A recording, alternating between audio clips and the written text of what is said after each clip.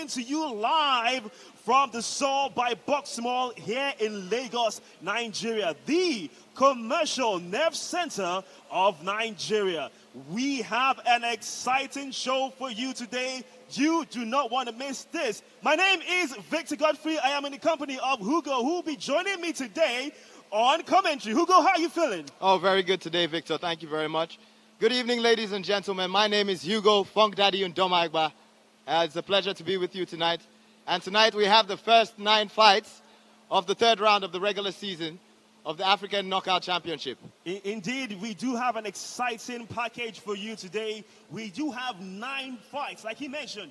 Great fights that you wouldn't want to miss. All the excitement that only the African Knockout Championship brings to you. 9 great fights, and we're going to start off with what we have coming for you later on today, of course, on the show, talking about the lightweight division. Of course, you have the likes of James Opio will be in action against Abdul. That promises to be an exciting fight. That will be in the lightweight division. I'm going to ask you a quick question. Are you excited? Which fight do you feel might just be that fight that will give you the fight of the night in terms of the candidates for the best fight for the night? Oh my God, Victor, I am so excited. My palms are sweaty. I can see. My forehead is sweaty. I feel like I'm getting in the ring myself. You know, so, as for fights that I would like to see, there's too many of them. Just too many of them. So many of them. Let's see the fights we have for you lined up tonight. We have in the lightweight division, opening the night for you is James Opio and Bello Abdul Basit. Then, of course, in the lightweight heavyweight division, you have Israel Mano taking on Dennis Johnson. Then you have Brian Bernard Seret taking on Jakil Ayana in the featherweight division. Not forgetting the women's bantamweight division, you have Precious Oko taking on Jibidar Cythia. Not forgetting lightweight action, seeing Francois Ahizi taking on Cornel Thompson. Xavier Adams Boa will take on the sniper Ugochukwu Melvin in the light heavyweight division. And this, of course, is Jean Dos Santos, Jibrin Inuwa Baba, lightweight action.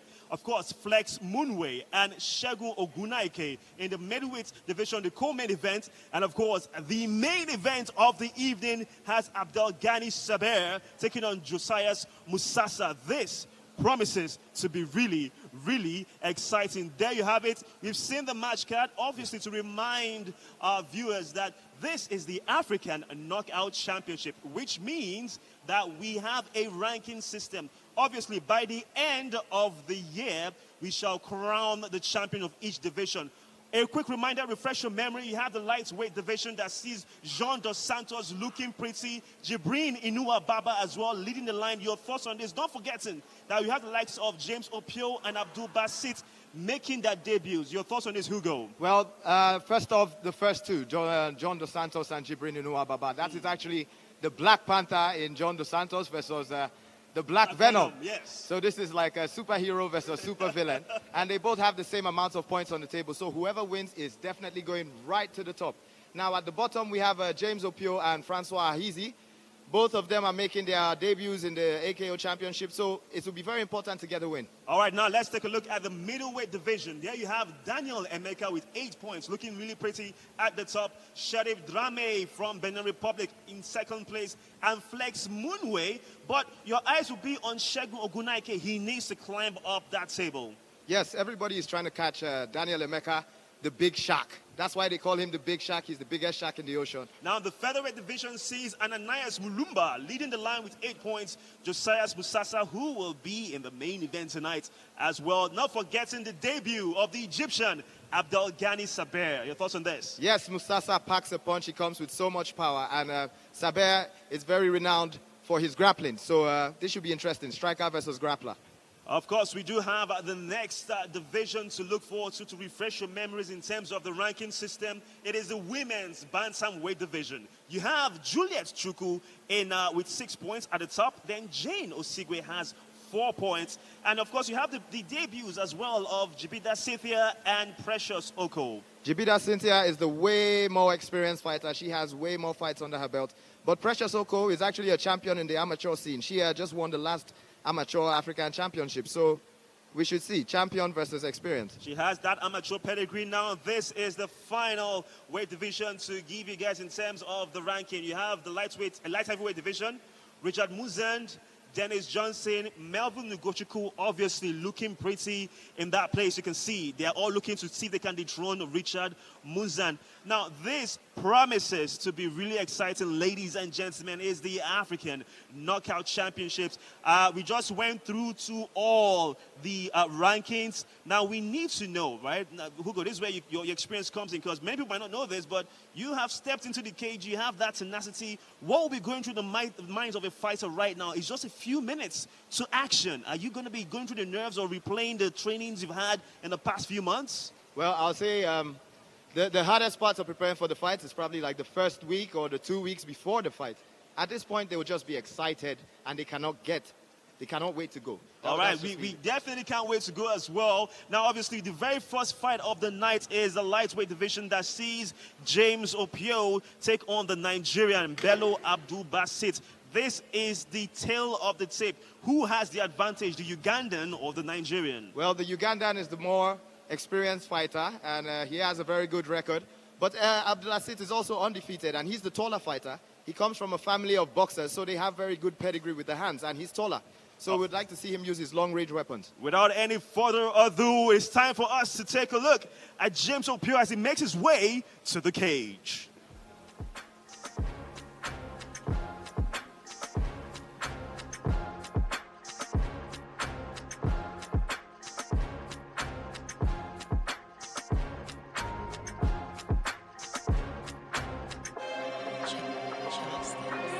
You know that we can never be locked out, never be dropped down. The African knockout is on.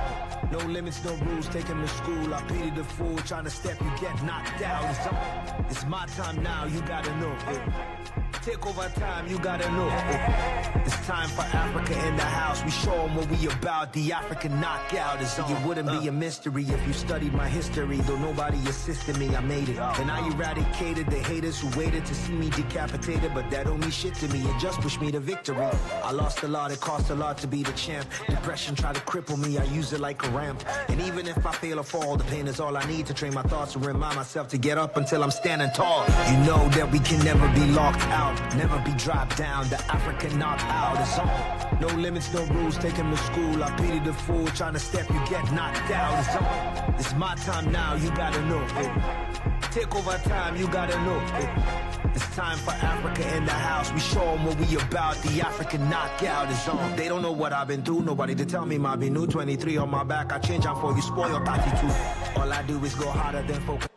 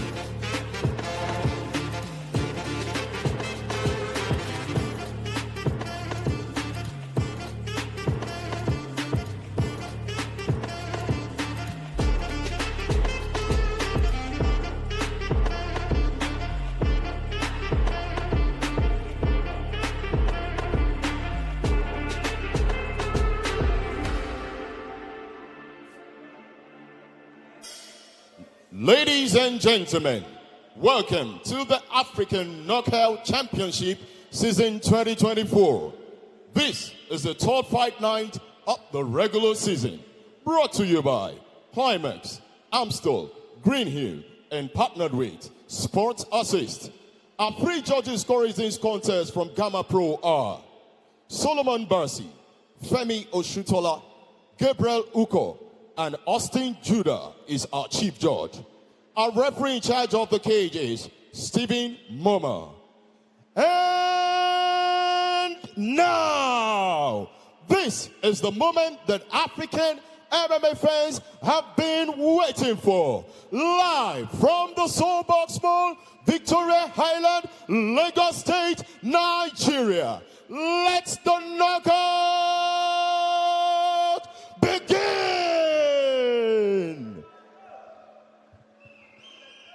This is a 5-minute, 3 rounds of action in the AKO Championship Lightweight Division. Introducing first, fighting out of the blue corner is a wrestler with a record of 16 wins and 1 loss. Fighting out of Kampala, Uganda, James Lebois the Godzilla Opio. Introducing his opponent, fighting out of the red collar is an MMA fighter with a record of 1 win and 0 loss. Fighting out of Abuja, Nigeria, Bello Abdul Basit.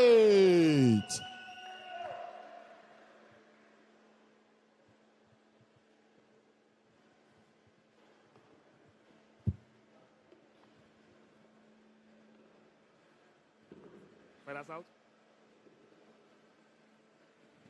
You know the rules. I want you to keep it strong, keep it clean. Always listen to my instructions at all times. All right? When I say stop, you stop. Protect yourself at all times. You may touch gloves if you wish to. Go back to your corners.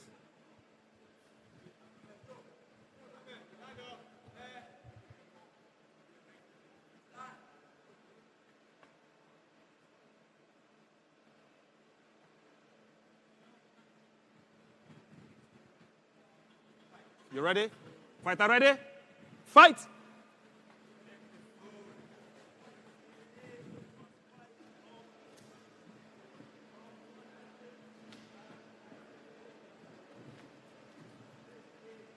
First night of the night. First fight of the night between James Opio and Abdul Basit. Of course, Opio fighting from the blue corner. And of course, Abdul Basit fighting from the red corner. Hugo, this is where it all starts. AKO Championship has just begun. Well, both fighters wasted no time, absolutely. Opio ran right in there with the leg kicks, feeling up and getting the distance. Okay, obviously, both fighters are gauging each other. Of course, Abdul Basit with the right hand, exchanging more or less the fill-out process for both fighters at this point. Obviously, Opio has more of the experience, 16 wins out of 17 fights. Well, Opio is the shorter fighter, and Abdul Basit, the taller fighter, would want to use his long weapon, so he would want to use his straight punches and his kicks. But now, of course, Abdul Basit has a strong background in striking. And we can clearly see a nice left hook landed there for Abdul Basit. How important will it be to establish that strong jab? Oh, well, he has a lot of pedigree in boxing. He's actually from a family that has 2 other boxers in the family, so he knows how to use his hands. Obviously does, and both fighters still going at it. It's still early moments. It is 5 rounds, and it is 5 minutes, 5 minutes rounds for 3 rounds, 15 minutes. And of course, you're looking forward to 2 fighters. It's important to pace yourself because you don't want to gas out in less than, the second round of this fight. Oh, yeah, you might think 5 minutes is a short period of time. But when you're fighting somebody, the adrenaline is pumping, the anxiety is all in there. You get tired a lot quicker than you think, oh, wow, that's... Okay, now we have the first takedown of the fight, and it sees Opio trying to establish dominance. What should Abdul Basit do to counter this? Exactly what he just did there. He needs to pull guard, and then he needs to try and get some frame on Opio's neck, and get like a knee in between him and Opio. Now, of course, Opio trying to establish dominance as Abdul Basit is also trying to wrestle his way out of this position. Now, obviously, you get points for takedowns, But so far, so good. It seems Opio is unrelenting, and he is trying to pile on the pressure. But on credit to Abdul Basit, he is doing his best to ward off the attack. Yes, still very much in this guy. He's still very much in the fight. But I must say, Opio's ground and pound is quite dominant. He has a lot of good control here over Abdulaziz. He's right in his guard, but he has no problem with that. He has him by the fence, and so Abdulaziz has nowhere else to go.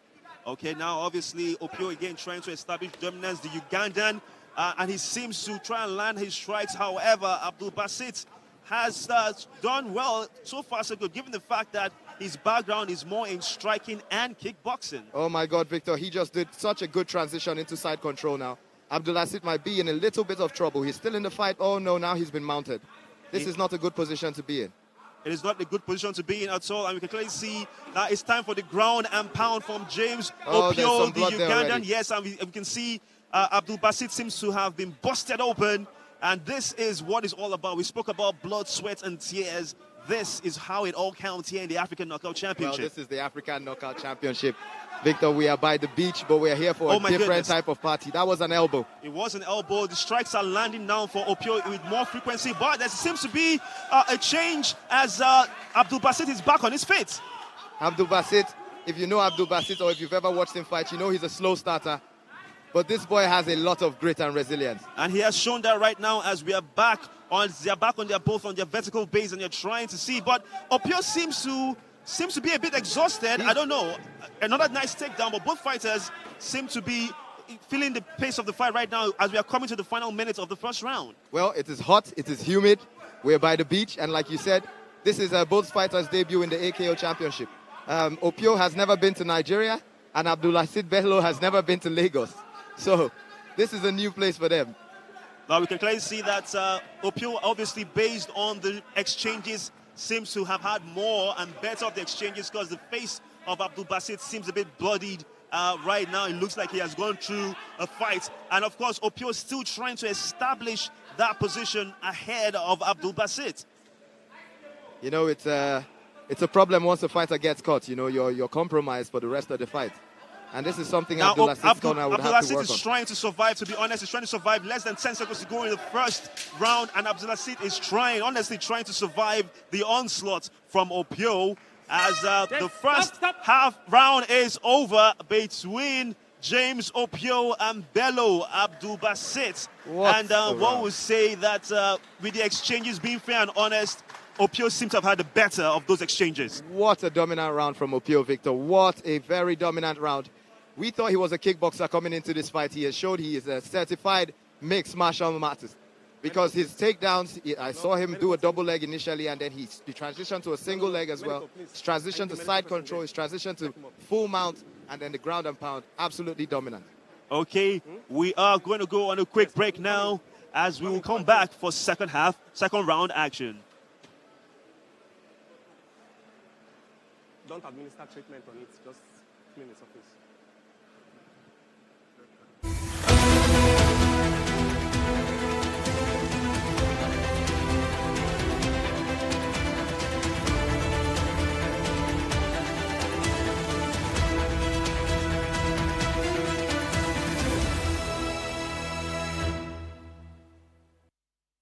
All right, we are back. It is still the first fight between James Opio in the lightweight division and Bello Abdul Basit. Now, Hugo, obviously, we look at the number of strikes, total strikes. You seem to see that Opio has the advantage over Bello Abdul Basit. Such a dominant performance from Opio.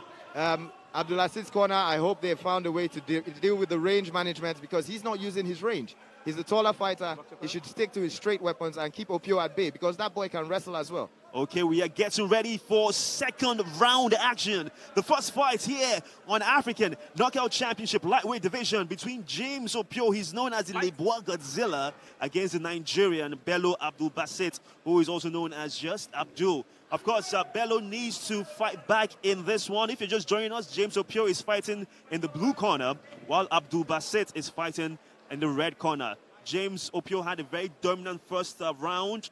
Let's see if Abdul Basit can mount a comeback. Is it possible? Oh, of course, it's a fight, and it's a long fight. 5 minutes every round.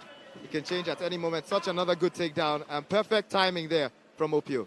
Well, again, another takedown for Opio. He had about 3 of those in the first round. He's showing that he's good at grappling, wrestling, and also striking. The face-up, Abdul Basit, is really bloody, to be honest.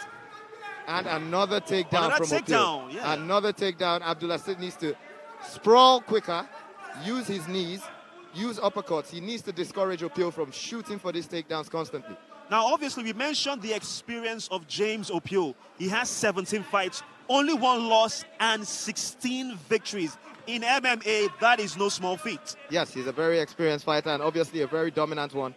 He complained about the food, he complained about the weather, and I thought his cardio might be compromised, but obviously not. Abdul Basit obviously in survival mode at this point, as James Opio has been the dominant force here tonight. Second round action. The first fight in the lightweight division. African Knockout Championship. It is ground and pound. And Abdul Basit is more or less just in survival. He is really taking so much punishment. But this boy is a fighter. You can see he's taking a lot of punishment, but he has not given in or given up yet. He's still trying to hip up. He needs to get on the side, take a few more punches and get... And it's all over. Oh my God. James Opio in the second round has stopped Abdul Basit.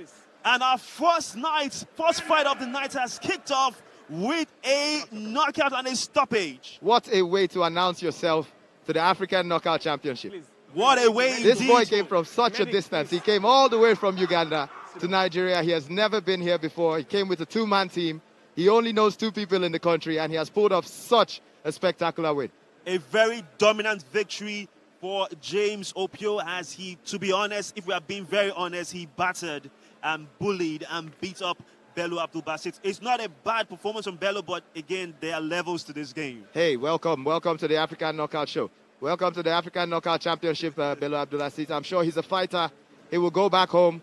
They will look at the tapes, and they will be back. Obviously, he will be back in a few moments. We shall go to the cage for the official results of this fight. But obviously, James Opio has had a fantastic start, a fantastic debut to life here in the African Knockout Championship. This gives him points on the board. Ladies and gentlemen, this is exactly what we're here for. And this is what we have in store for you. That was the first fight. We have 8 more to go. We have 8 more to go, and of course, guys, see he's all fired up, and he is obviously as he should be, because he just had a very dominant performance. We shall go on a break, and when we come back, it will be the official announcement of the result of our very first fight here in the African Knockout Championship.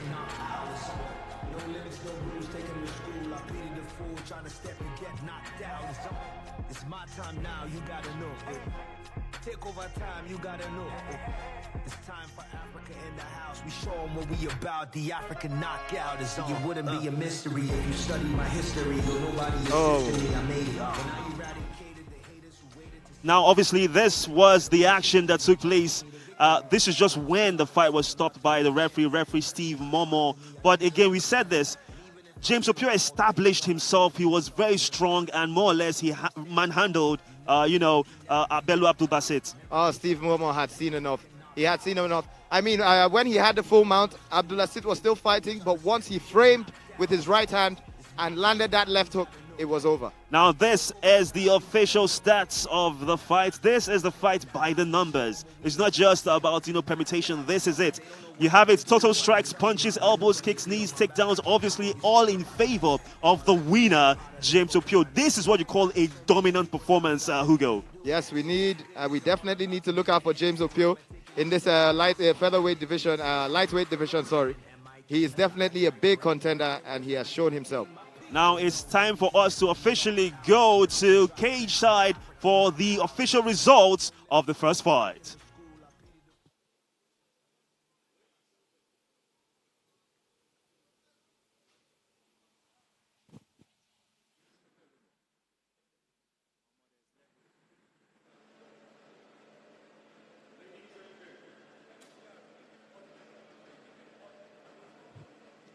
Ladies and gentlemen, the referee called a stop to the fight at exactly 1 minute 48 seconds of the second round. And here is your winner, by TKO. Opio!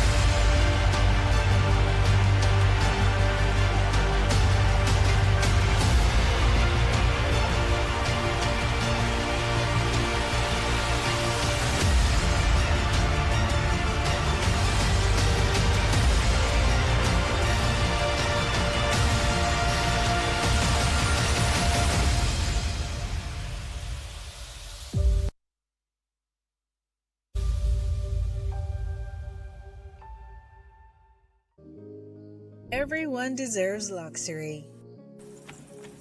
But luxury means different things to everyone.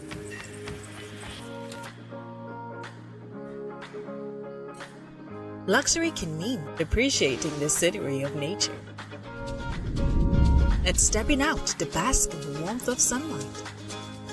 Sometimes, luxury is savoring the satisfying and huggy taste of Amstel Malta Ultra. Other times, luxury is having enough selfie moments with your bestie. But in the end, real luxury is choosing your way to live. Amstel Malta Ultra. Choose your way to live.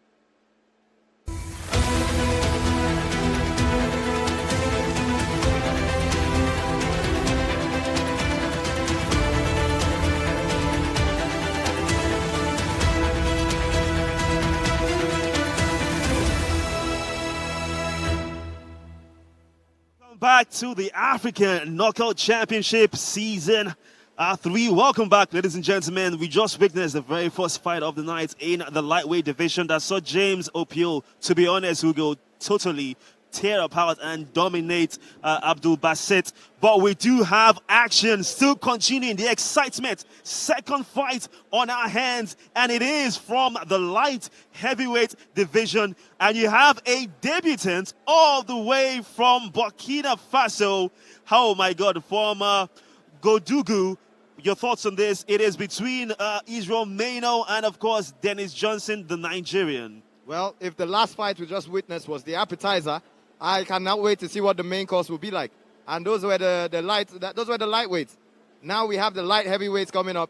If you have to go to the bathroom, please go and come back now because you do not want to miss 1 second of this. You don't want to miss 1 second of this. We can clearly see the tail of the tape. Dennis Johnson, the Nigerian, fighting from the red corner. The blue corner has Israel Meno from Godougou in Burkina Faso. And obviously, he is really excited and is looking forward to what promises to be a very, very entertaining fight. It is the light heavyweight division. And, of course, you have heavy hitters here now who go one punch can make all the difference. Yes, that's why I said don't blink. These boys hit hard and they are wearing 4-ounce gloves. They might as well not be wearing gloves at all, you know. So if they touch each other, somebody is definitely going to drop. And the weigh-in yesterday was so interesting. Because now, obviously, now it's time for us to go over to the fighters as they make their way to the stage. We have Israel Meno, known as the Blacksmith.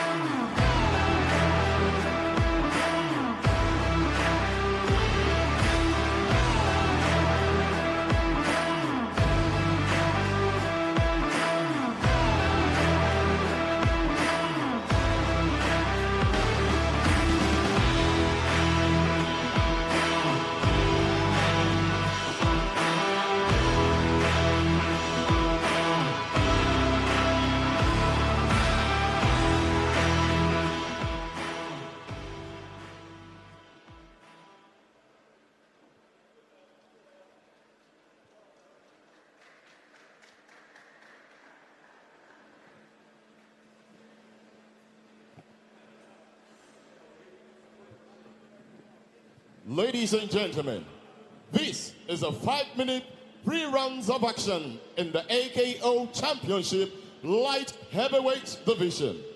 Introducing first, fighting out of the blue corner is a kickboxer with a professional MMA record of 1 win and 1 loss. Fighting out of Kotougou, Burkina Faso, Israel Blacksmith Mano.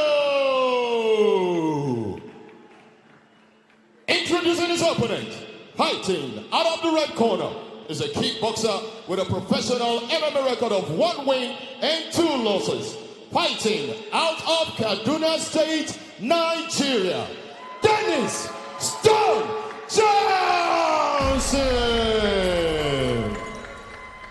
Our referee at the center of the ring is Stephen Momo. Fighters out. You know the rules. I expect to keep it clean, keep it strong.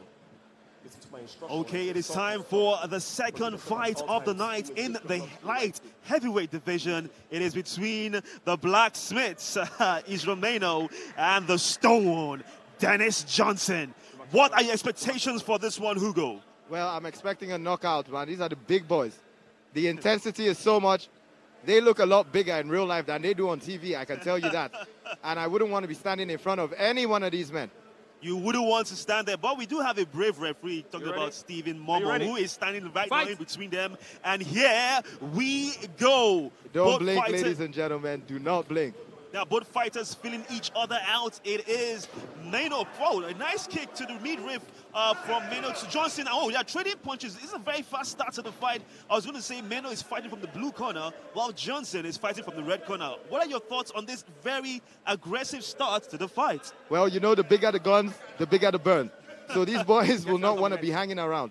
They will want to get straight to it and try and end this fight in the first round, because by the second or third round, oh, they'll be so exhausted. Okay, now just to read out the fight records of both fighters for the Blacksmith, Israel Mano. He has 1 victory, 1 loss, and 0 draws. As for the Stone, Dennis Johnson, the Nigerian, he has 1 victory, 2 losses, and no draws. So basically, they are more or less evenly matched in terms of experience. Yes, well, Stone is the more experienced fighter in the AKO Championship. He's been here. We haven't seen Mano yet. So Stone would want to welcome him and let him know, hey, this is my house. You just got here. Exactly. Israel Mano is making his debut all the way from Burkina Faso. Just to remind our viewers that the African Knockout Championship truly covers the entirety of the African continent. So far, so good. The referee comes in to break both fighters, Stephen Momo, because they've spent a few times just holding each other. We need more action, actually. Well, you have to remember it's mixed martial arts. I think the ref should give them more time to work in the clinch. Now, we just saw both fighters exchanging leg kicks, still trying to establish a distance, still in the feeling out process, although it's a bit aggressive, to be honest. Well, like I said, these boys have to finish this fight early. They will be trying their hardest to get in there nice and early. Mano with a very strong clinch. He has an underhook in. Dennis needs to fight for his underhooks because his hands are in the wrong position and he's about to go down. Well, potentially, we might experience or see the very first takedown of this fight. Remember, there are 3 rounds, 3 5-minute rounds, which means 15 minutes for these 2 ultimate warriors to determine who is going to come up top. Oh, wow, we have the first takedown. There we go. The first takedown of the fight, courtesy of Israel Mano. And he ends up straight into side control.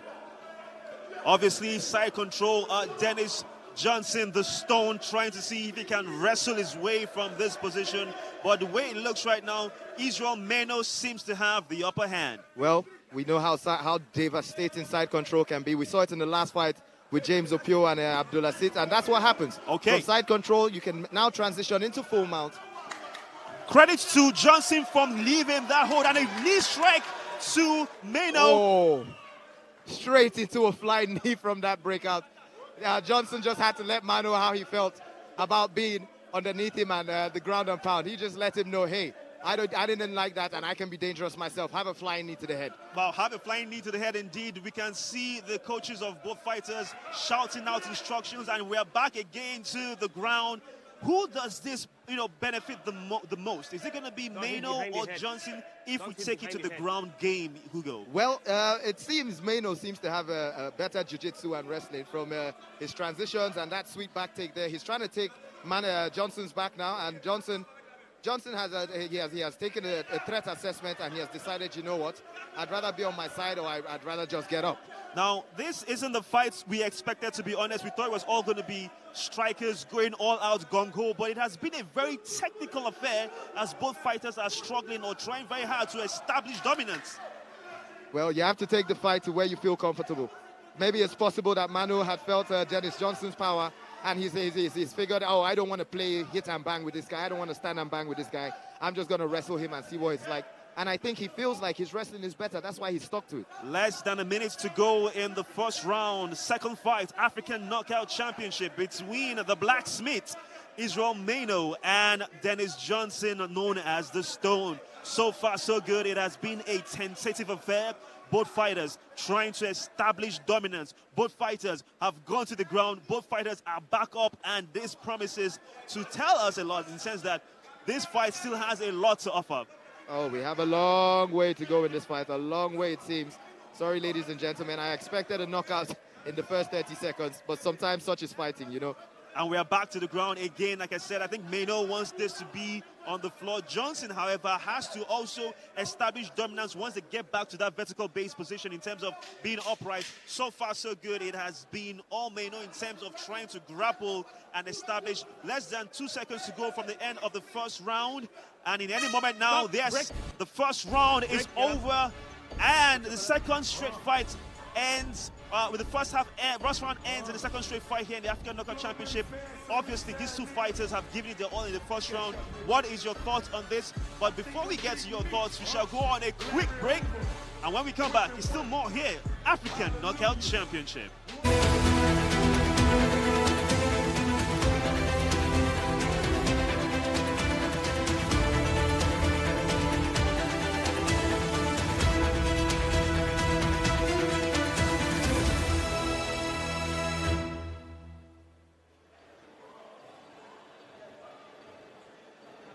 Now we have the stats of the first round between Israel Mano from Burkina Faso fighting from the blue corner and Dennis Johnson, the Nigerian, fighting from the red corner. Clearly see that in terms of takedowns, Mano is established, but in terms of strikes and punches landed, Dennis Johnson seems to be in the lead. Yes, well, he definitely threw a lot more strikes, but I would give that round to Israel Manu. He was way more dominant. He seemed more in control of what he was doing.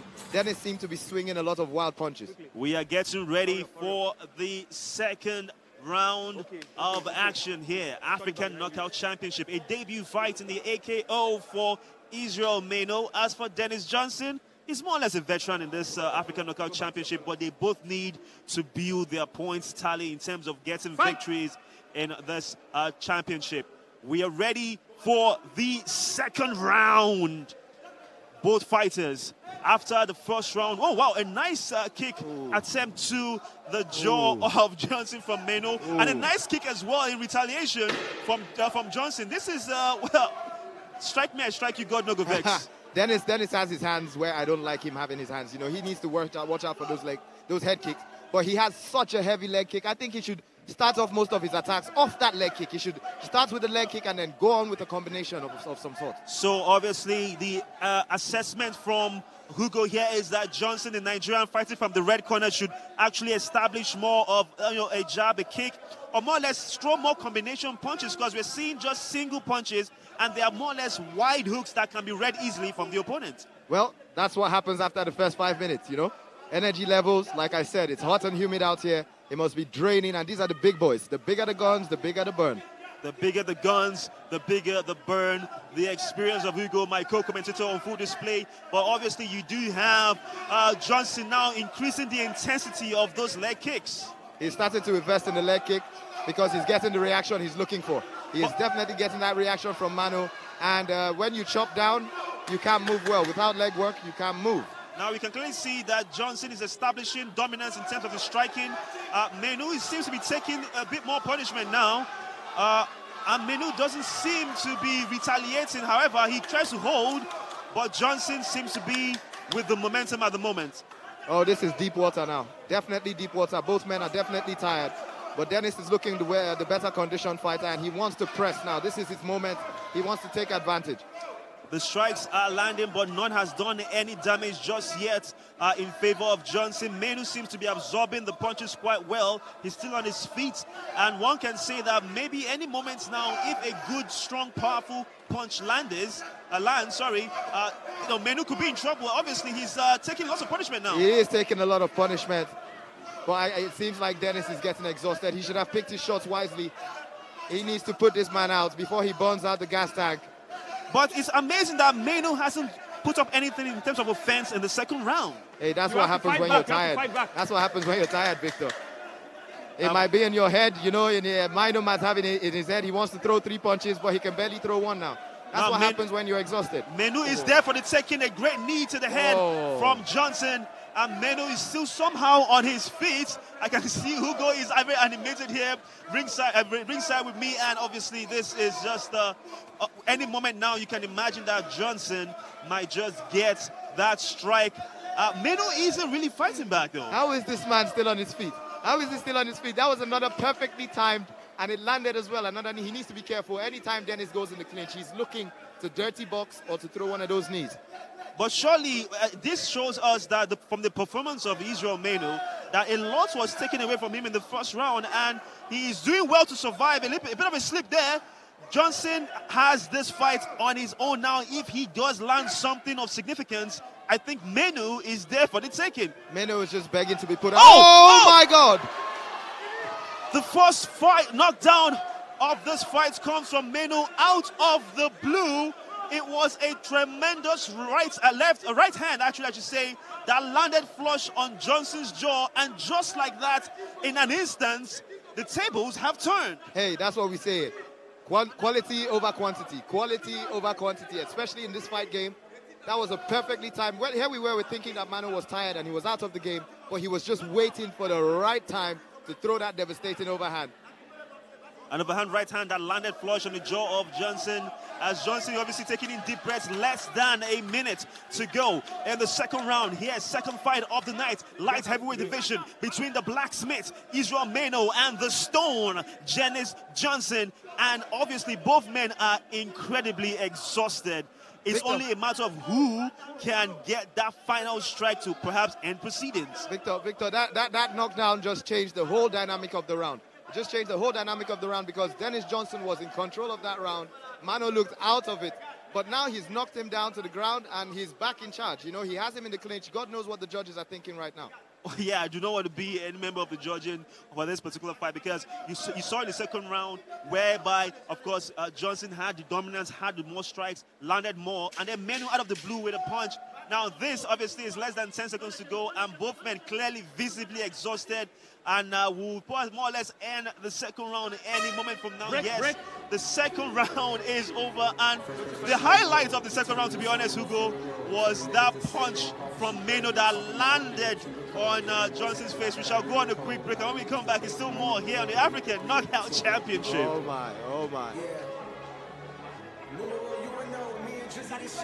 Are you okay? Are you okay?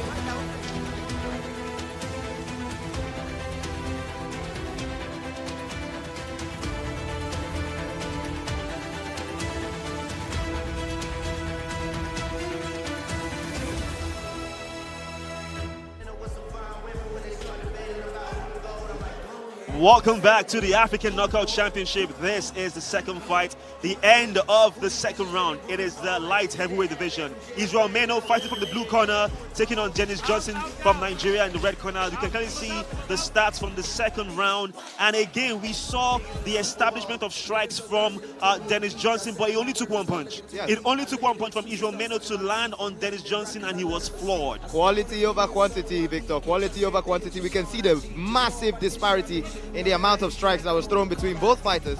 But like you said, you have to pick your shots wisely. Pick your shots wisely. And it changed the dynamic of the last round. I don't know who won, but I'm sure Dennis should be more wary this time. Now, of course, Israel Meno detonated a deadly right hand on Dennis Johnson that caught him off guard after he had a dominant second round. We are ready for the third and final round of this bout. Fight. It is a light heavyweight division between Israel Meno from Burkina Faso, blue corner, and Dennis Johnson from Nigeria in the red corner. The third round has kicked up. Your thoughts on this one now in terms of who has the advantage?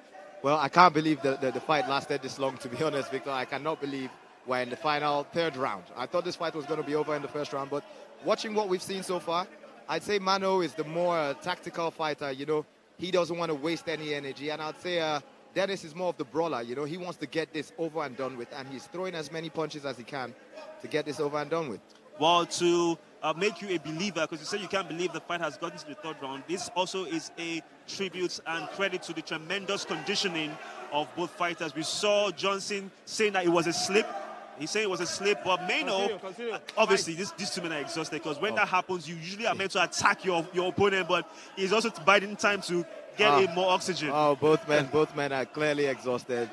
And, you know, like, when you're tired, that's when you need to be smart. You need to pick your shots wisely. An attempted kick right there, but well done, well read by Johnson as he evaded, he rolled with it. And that was actually a perfectly timed tip.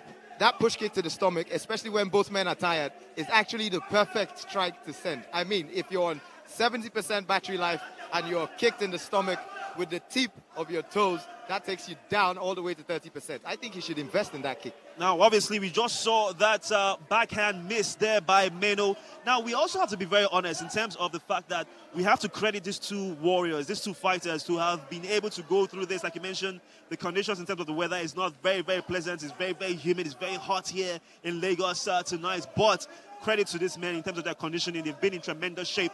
We saw this in the weigh-ins yesterday, and we're seeing it manifest today. One feels, Hugo, if we're being very honest, that perhaps one perfectly timed strike, one haymaker, could end everything tonight. Any clean shot right now is definitely ending this fight. Both men are clearly exhausted. And any wild shot or any perfectly placed counter after a wild shot will end this fight. I think Manu needs to invest in the body shots. Both fighters need to invest in the body shots because they're both tired, and that could just finish you. Well, obviously, when you're actually very tired, it's easy to say that from commentary position, Hugo, and but you can't really say. But obviously, now we've noticed something. Once there are kicks to the legs, both fighters seem really wobbly on their feet. Well, these are heavy boys, so they do have heavy kicks. But I think this is happening because not one leg kick has been checked.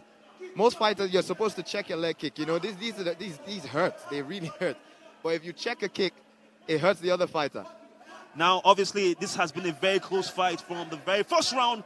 A nice kick attempted, but well parried there by Johnson, well read by Johnson. It has been a close fight from the get-go. If this goes the distance, how would you score this fight? To be honest, I have no idea. I don't envy the judges because it's been such a close fight.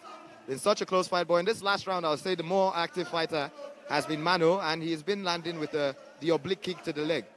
Okay, obviously from the observation of Hugo, my co-commentator, he actually gives just slightly edging this third round in favor of the Burkinabe, talking about Israel. Mano off kick, yeah, you mentioned that. Those kicks to the midsection now landing with frequency for Israel Meno. Even the oblique kicks to the leg, Johnson is not going to like these in the morning. A nice kick there lands. See, oh my goodness, Johnson had him looking down and now he went up. Johnson seems ready. Oh, but I think he was playing possum. Johnson wasn't actually hurt. Johnson must be a Derek Lewis fan because Derek Lewis does this as well. You play possum, and once they come in, you let them have that wild haymaker. Okay, now we are less than a minute to go in the third round. This is the light heavyweight division. And you can see the big boys came out tonight, and you have to credit both warriors, both fighters. They have given a great account of themselves. It is just both fighters being very, very tentative at this point.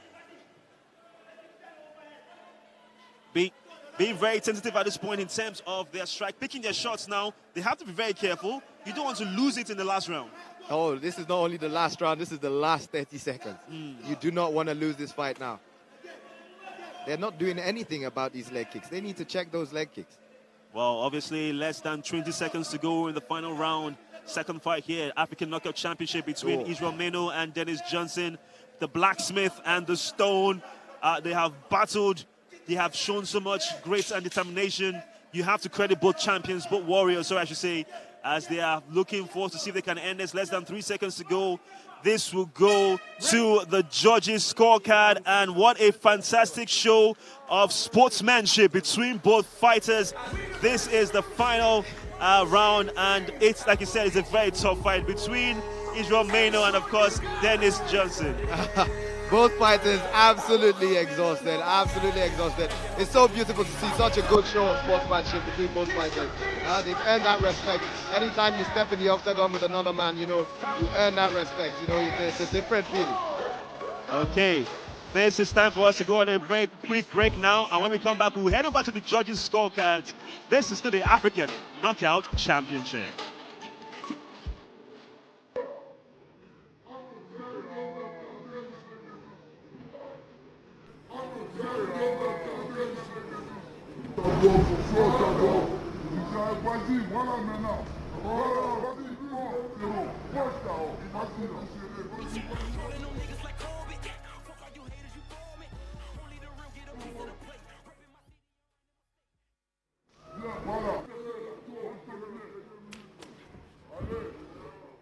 It is time for us to take a look at the stats of this particular fight. The third round, obviously, it is, of course, the complete stats of the fight.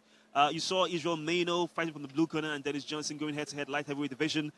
Hugo, obviously, the strikes favor Dennis Johnson, but we had that one marquee punch that knocked him down in the second round. Yeah, I'd say the knockdowns and the 2 takedowns that Mano was able to secure in the first round, that might just change it and edge it towards Mano. But that was such a good fight. We don't envy the judges, talking about Solomon Bassi, Femi Oshuntola, Gabriel Uko, and of course the chief judge, Austin Joda. Those are the men that have been given the task to score this particular fight, and we do not envy them one bit. I think at this point in time, you have to also, again, admire the determination of both fighters. They have been incredible. We have Israel Mano, who is comes all the way from Burkina Faso, showing that grit and determination. You have, of course, the Nigerian Dennis Johnson. In a few moments, we shall go to the judges' scorecard to let us know who the victor is in this particular encounter. And we have to be honest, what a way to kickstart the African Knockout Championship 3. As we mentioned, Israel Mano has made his debut. I'm pretty sure he's thinking to himself that, you know, not bad. Not bad. I mean, this is a different level. It's a different ball game. This is where the big boys play. To be honest, I'm inspired, Victor. I'm inspired. I saw 2 men give it their all, and like towards the end of the round, they were both definitely exhausted, but they just wouldn't give in. No man wanted to give in, and it was just inspiring to watch. Okay, now we do have to go over to, of course, the judges for the announcement of the scores of this fight. Like you mentioned, it went through the 3 rounds. 3 rounds, a round is 5 minutes, so 15 minutes of action. It was hard, it was tough. We'll head over to our judges now for the score of this particular fight.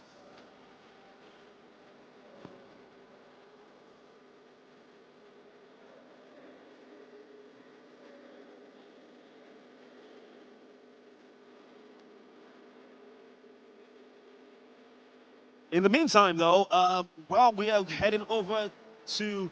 okay, now it's time for us to head over to the ring announcer for the scores for this particular fight that saw Israel Mano and Dennis Johnson go the distance. Ladies and gentlemen, after 3 rounds of action, we go to the judges' scorecard. The judges scored this contest 29-28, 28-29, 27-30. And the winner by split decision, Dennis Stone Johnson!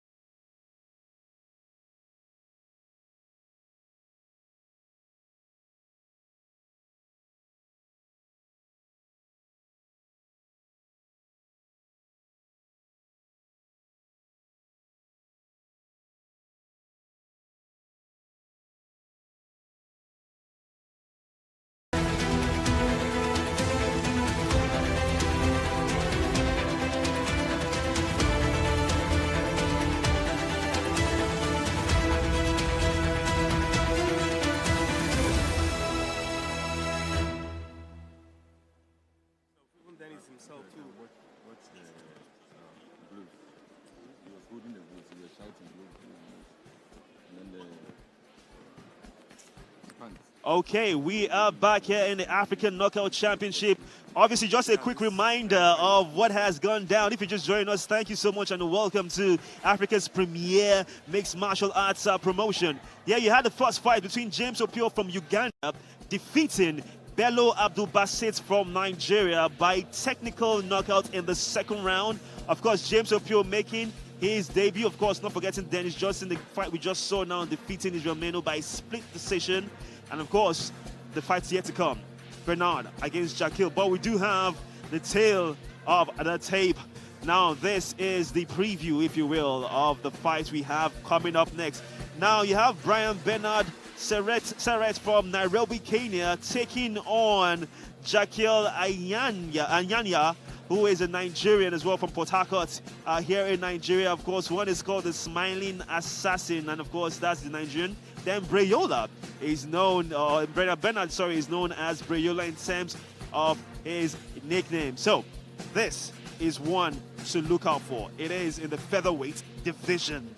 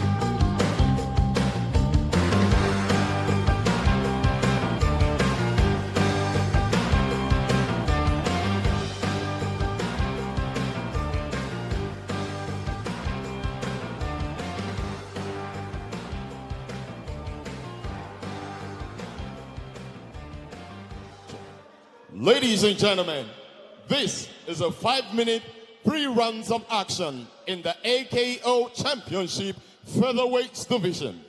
Introducing first, fighting out of the blue corner, is a boxer and a Muay Thai fighter with a record of 11 wins and 3 losses. Fighting out of Nairobi, Kenya, Brian Brayola Benazere.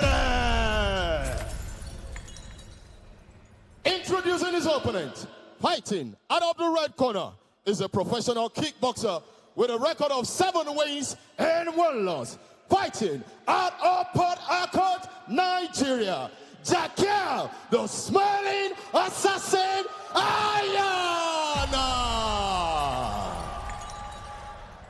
The referee at the center of the ring is Derek Maka. Okay, gentlemen, you know the rules. Listen to my commands. When I say fight, you fight. When I say stop, you stop. Start close if you want.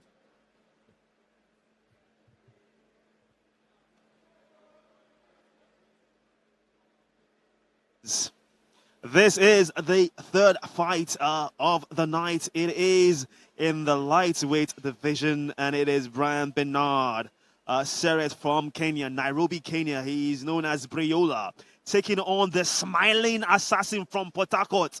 He is Jaquil Ayana, and guess what? He does seem to have the audience. The crowd seems to love him, and we're about to kick off, start off the first fight. There you go, in the first round.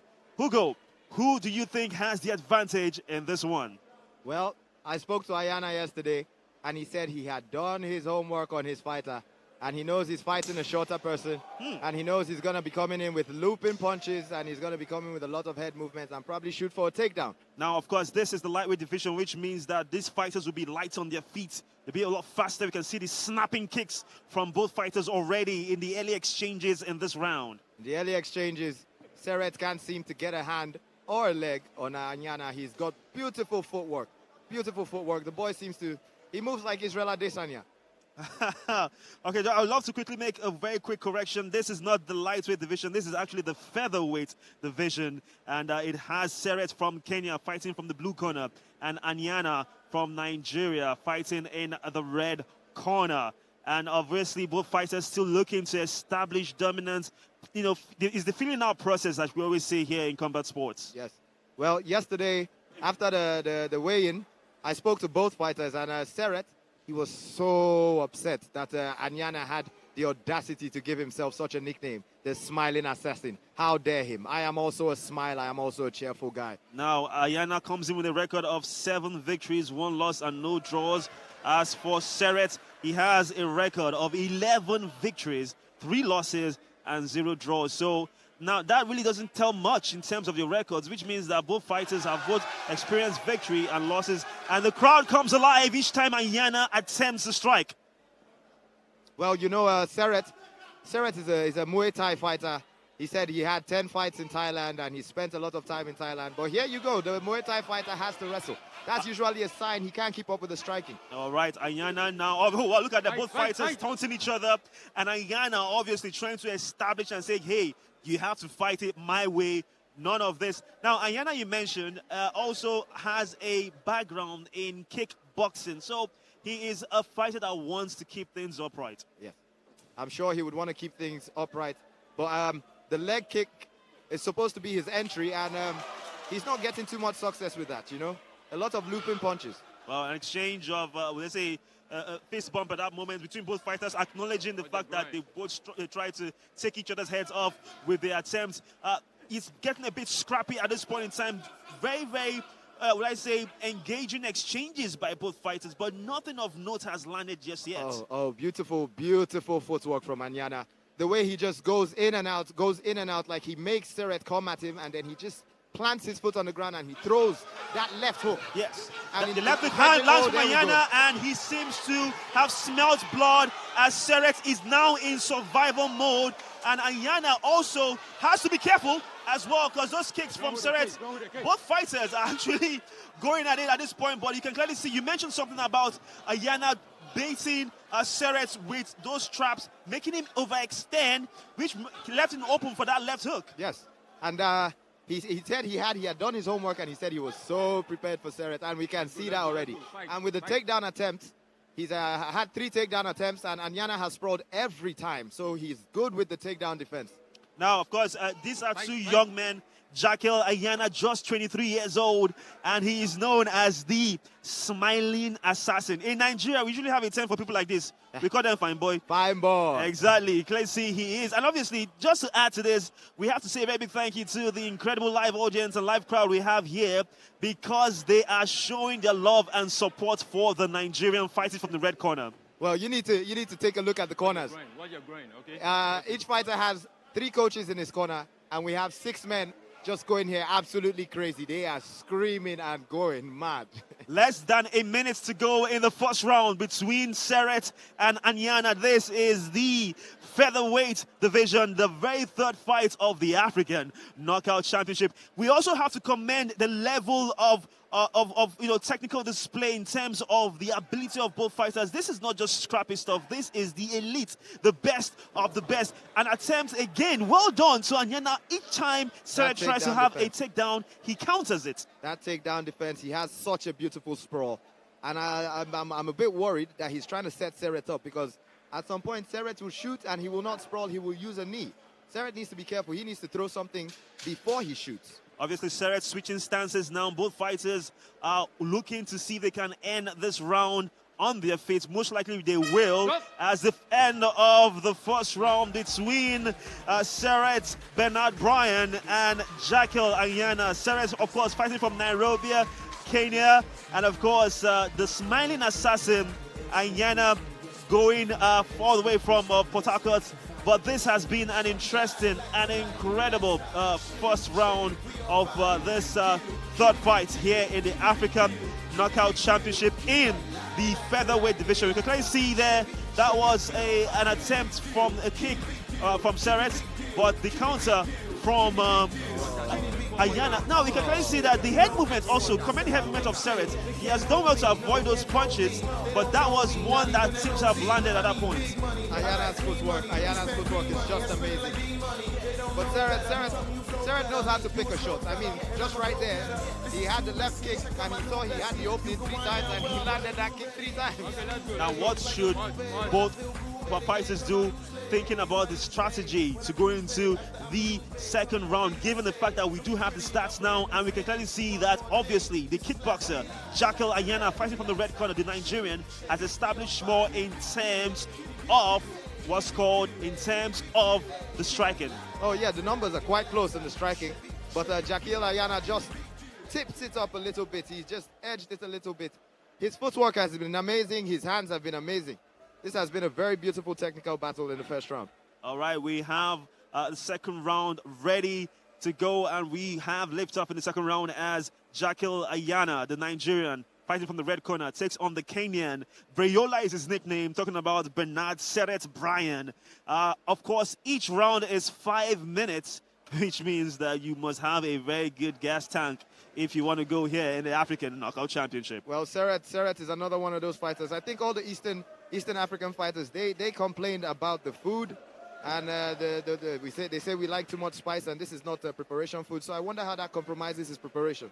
I can tell you about something being spicy, and that is the exchange we're seeing right now. Both fighters are going, head to head, going toe to toe, if you will. But you must credit Seret. New conditions, new country. Like we mentioned, both fighters need to be in tremendous shape if they want to last the distance. But I can assure you, something tells me that this fight, won't go the distance. An attempted Superman punch there from Seret, and that just didn't land. To be honest, as a shorter fighter, these are the techniques you'd have to rely on to close distance. You would have to try jumping knees, Superman punch, help you close the distance, and then you can get a grappling engagement. Oh, wow. We saw Anyana overstand there and gets a right hand to the jaw, but both fighters had a flurry of exchanges. But Seret with a nice combination, a strike to the face and a kick, and then he goes away from danger. That was very smart. Such a good show of gamesmanship. Both fighters are just winding each other. They keep on talking to each other in that ring. So I know a lot of exchanges. They're trying to get into each other's head. They are obviously trying to get into each other's head. And both fighters, obviously looking forward. That's, will I say, marquee punch. Of course, Seret says, that didn't affect me, but you must keep your composure in this moment. This is not a time to taunt each other. They need to be composed. Hugo. Well, Seret is definitely looking for a counter. I think that's why he's trying to egg Anyana into throwing punches. He's trying to wind him up. He wants him to throw punches because I think he's seen what he's looking for. He's looking for a counter right there. All right, both fighters obviously here in the African Knockout Championship. For the smiling assassin, he wants to improve his record. Also for the Brayola, all the way from Kenya, they're making their debuts here in the African Knockout Championship. So they were hoping to get points on the board. Obviously, you get 4 points for each victory. So they will be looking to see if they can, of course, climb up the featherweight division, the featherweight ranking here in the African Knockout Championship. Obviously, there you have it. Seret and Ayana now is more of an even pace. Both fighters weighing each other, both fighters reading each other's movements. This is where it becomes highly tactical now and technical for both fighters. Oh yeah, these weight classes. In the featherweight and lightweight division, these fights are very, very technical, because you need a few more clean hits before you can get that knockout. So these boys are the most highly skilled, best footwork, highest cardio. We just saw an exchange between both fighters. Oh my God, it seems that looked like a slip. It was a slip as Seret was obviously established, but slowly but surely we are clearly seeing Jackie Ayana now establishing more in terms of his striking. His range is now more or less established, and those punches are beginning to find a target. Well, both fighters sending a lot of feints, a lot of ticks, sending a lot of signals. You have to do this because, if you telegraph a punch or a kick, I'm going to dodge, I'm going to block. There you go. So they're sending a lot of ticks, so nobody knows what's coming. Very technical battle. A very technical battle. We can clearly hear the kicks and, of course, the audience, the crowd here at Saw by Boxmall. Really into it. A nice kick there from Ayana. Seret says, no, that didn't bother me. But I think Seret is a bit buzzed, if I'm not mistaken. He seems to be a bit wobbly on his feet. Well, like I said, we're by the beach, but we are here for a different type of party. And the sound those kicks made to the body, well, that is the sound of music today.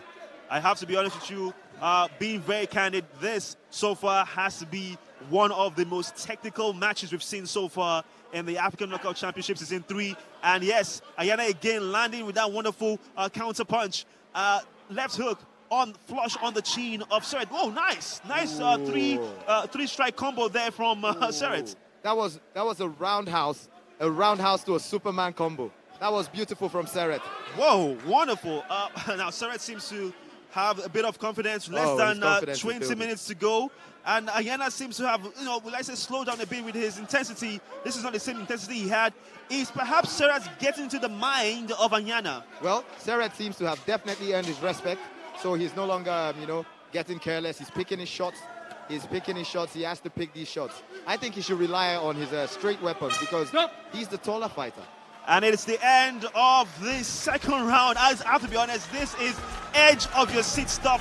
We have been glued to our screens, and what a way to end the second round. That's going to be such a hard round for the judges to judge.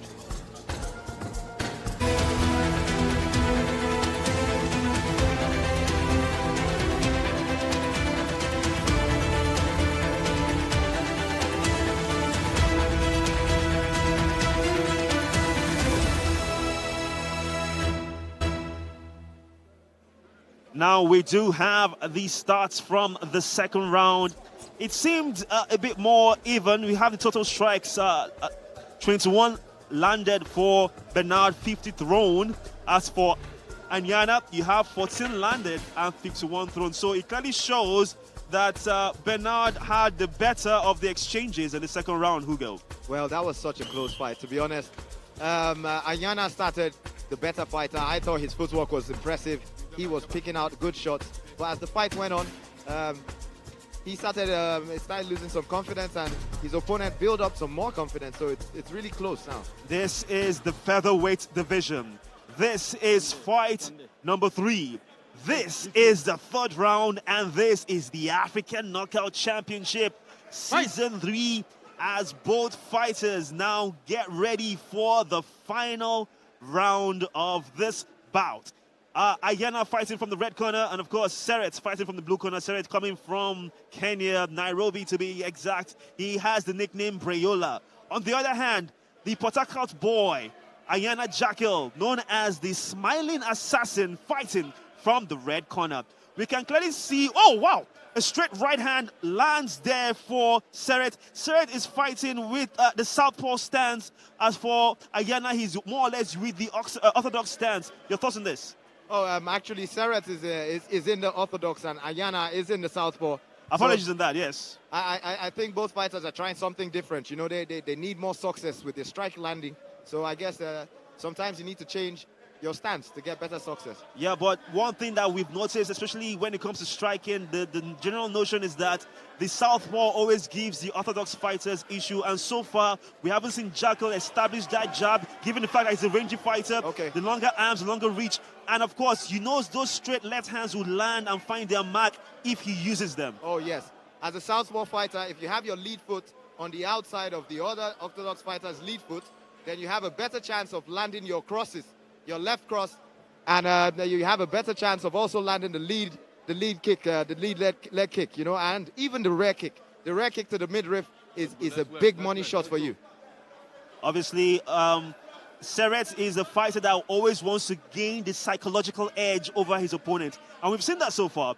He seems to have a lot to say with the exchanges, and is that an advantage, or do you feel that Ayana wouldn't, you know, let's say, fall for those tricks? Well, Seret is the more experienced fighter. I mean, he's traveled to Thailand. He's from Kenya. He's fighting in Nigeria. So he should be used to these type of situations, you know. But Ayana is at home. He's the taller fighter. He's in his backyard. He's not going to let this go. Seret is obviously a character with that dodge. He put in a few dance steps, a bit exaggerated with his motions. But then again, this is the entertainment we love. Now we see Seret trying to come on the inside, making an infight, but Ayana again needs to establish that jab, needs to take advantage of the reach that he has over Seret. We don't see that yet in this fight. He's not using his long-range weapons. We need to see more tips, more push kicks, more leg kicks, more straight punches, jab cross. You know, when you need to go back to the basics sometimes. It's the easiest things that land sometimes, you know, so you go back to the basics and then you can start from there. Talking about what was a success for both fighters. Oh my God. It's a ground and that pound. That head kick has ended it. And it's all over. It is all over. We have another knockout. And just as we said, taking advantage, the crowd goes wild as the smiling assassin, Jackal Ayana, has just stopped Brayola all the way from Kenya. What a way to end this fight. Oh my God! I think Seret just got a little bit complacent there. You know, the fight seemed to be coasting at a very normal and calm pace, and then he just got carried away, and from nowhere, boom, explosivity. He is called the Smiling Assassin, and right there, he took the chance, and he shot, and he hit the target right on the head that took Brayola down, and like a lion that smelt a prey in danger, he went in for the finishing. This is it. The replay of the third and final round. That's it. He landed right there flush. Oh my. And that just was a devastating kick to the head, and that was all she wrote. Like, in real time, I didn't see what happened, but with the slow motion there, that was a brilliant setup by the Smiling Assassin. He feinted a jab, feinted a cross, and then Seret put his head exactly where he needed it to, and he hit him with that left roundhouse to the head. Pretty similar to the Leon Edwards and Kamaru Usman fight. Very similar. Actually, that is actually more or less on point. Let us go on a quick break, and when we come back, we'll go to the cage for the official announcement of this fight. Okay. Ladies and gentlemen, the referee called a stop to the fight at 2 minutes 55 seconds of the third round. And your winner by TKO, Jackal, the Smiling Assassin!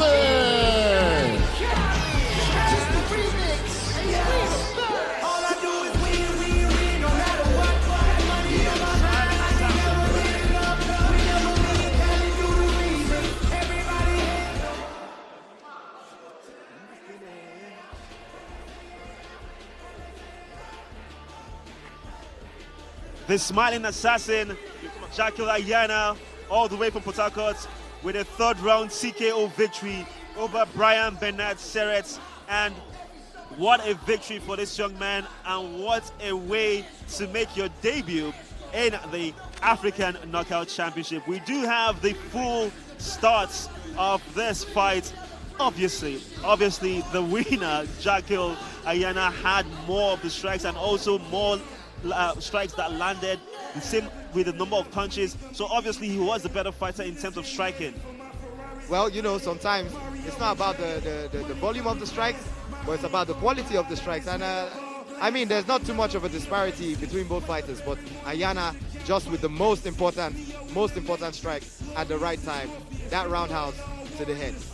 It was a roundhouse to the head that cut off Bernard, and Jakil Ayana is the winner. He is the victor. This is the third fight in the African Knockout Championship featherweight division. And of course, the smiling assassin has become the victor today. We shall go on a quick break. And when we come back, it's still more on the African Knockout Championship.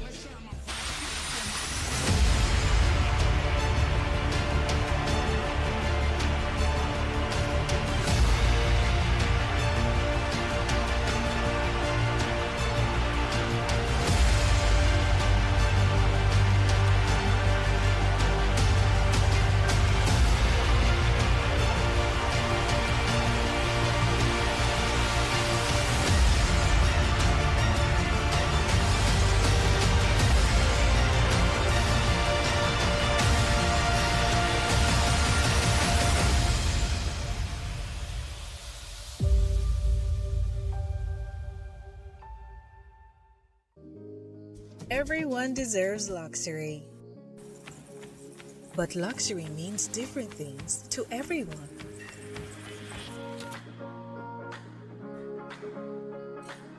Luxury can mean appreciating the scenery of nature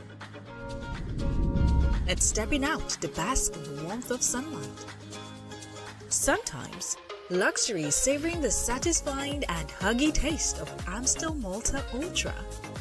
Other times, luxury is having enough selfie moments with your bestie.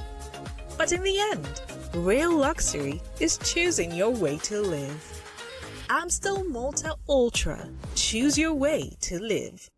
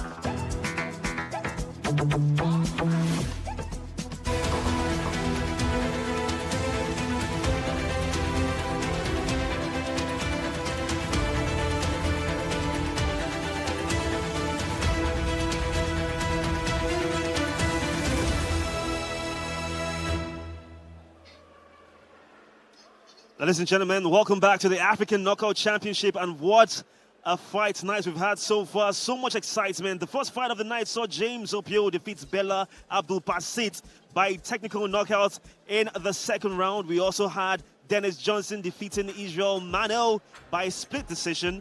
And not forgetting Jakil Ayana defeating Brian Bernard Seret by TKO in the 3rd round. The last fight we just saw. We still have a stacked fight card for you tonight. So much to look forward to. Now, we do have action from the women's bantamweight division, as you have Precious Oko making her debut in the African Knockout Championship. Fighting from the blue corner, taking on Jibidar Cythia from Lome, Togo. Clearly see the age difference. The young teenager, Precious Oko, 19 years of age, 29. So it's time for us to go over to see Precious make her way to the cage.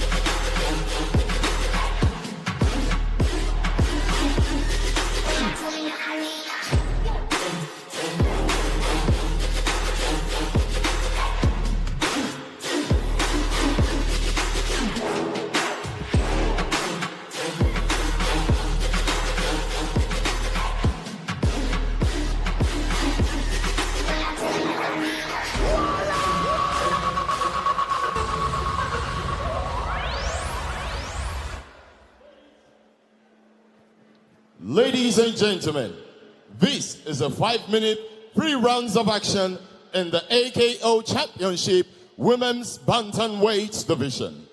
Introducing first, fighting out of the blue corner. She's an MMA fighter with a record of 2 wins and 1 loss. Fighting out of Benin City, Nigeria. Precious, the Empress Oko. Introducing our opponent, fighting out of the red corner. She's a kickboxer, a Muay Thai fighter with an MMA record of 2 wins and 1 loss. Fighting out of Lome, Togo, Jibidar, the Queen, Cythia. Cythia! A referee at the center of the ring is Stevie Moma.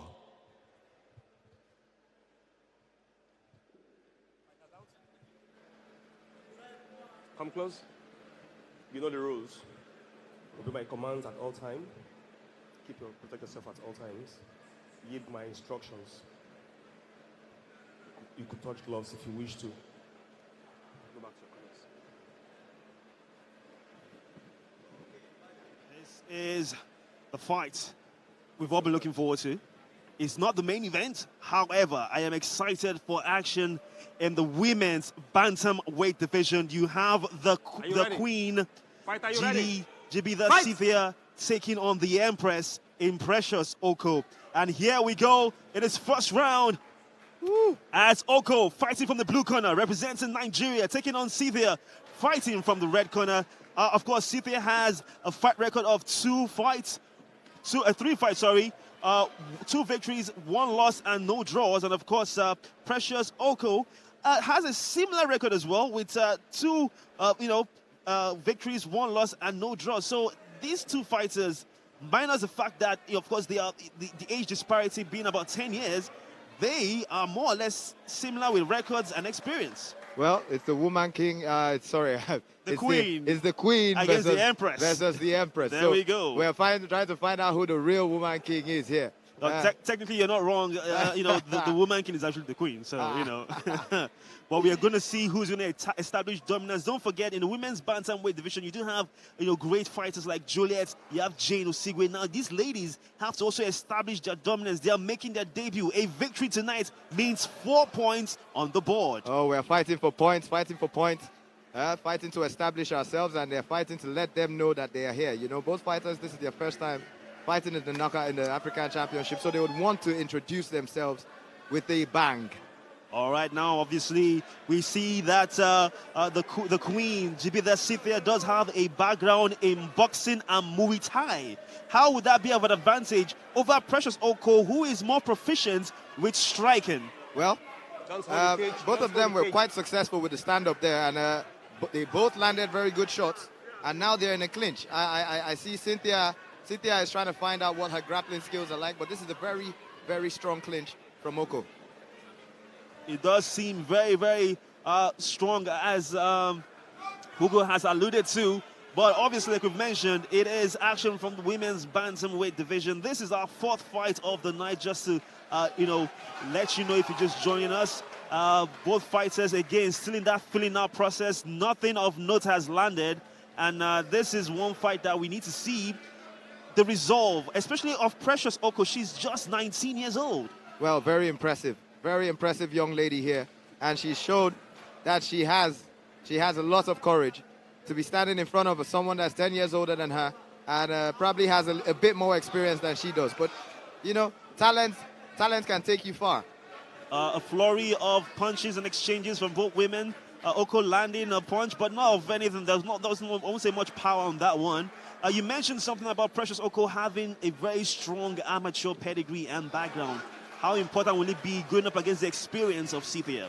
Well, it might surprise you that amateur fighters actually more active than professional ones, and she's just coming out of an amateur tournament where she finished as the champion. So she will be coming with a lot of confidence, and she will be very sharp. Talking about confidence, we can clearly see a bit of confidence now in Precious. She seems a bit more, confident in establishing, dominance in the middle of the cage. She has that confidence compared to the first few seconds where she was a bit nervous. Precious seems to be a bit more confident, matching Cythia, stride for stride, and of course strike for strike. She's found a distance. She's found her distance, and her jab is so fast. It's like a spear. She's just jab to right kick. Jab to roundhouse. Oh, nice jab cross. Well, we have both women, of course, nothing of note landing per se. Less than, let's say, 2 minutes to go in this first round. As you know, each round is 5 minutes, so we have 15 minutes potentially to see Precious Oko and Cythia go head-to-head. Cythia Jibidar all the way from Lomé, Togo. Obviously, when you took a look at geography, these 2 ladies should be sisters because of their neighbors. But when it comes to the African Knockout Championships, they are rivals. You have the Queen, you have the Empress. Somebody has to bow for somebody. Oh, a nice takedown! A beautiful takedown by Precious Oko. You spoke about that amateur pedigree, and there you have it. What a beautiful hip toss. What a beautiful Haraya Goshi. That was such a beautiful judo technique. No. You're allowed to strike a fighter on the ground, but not in her head. Wow, that was remarkable. Just to let you know of the referee actually is going to warn Precious Oko. I think she might have struck her opponent when she was on the ground. I don't know about the rules. You just mentioned that that's allowed, but obviously the referee took note of that. I thought that was a legal strike. Now we have less than 6 seconds to go in the first round, but minus that warning from the referee, that has been the most action we've seen, and we are going to obviously come to the very end of the first round. Things are just heating up nicely now, Hugo. We shall go on a very quick break, and of course, this shows you the beauty of the African Knockout Championship.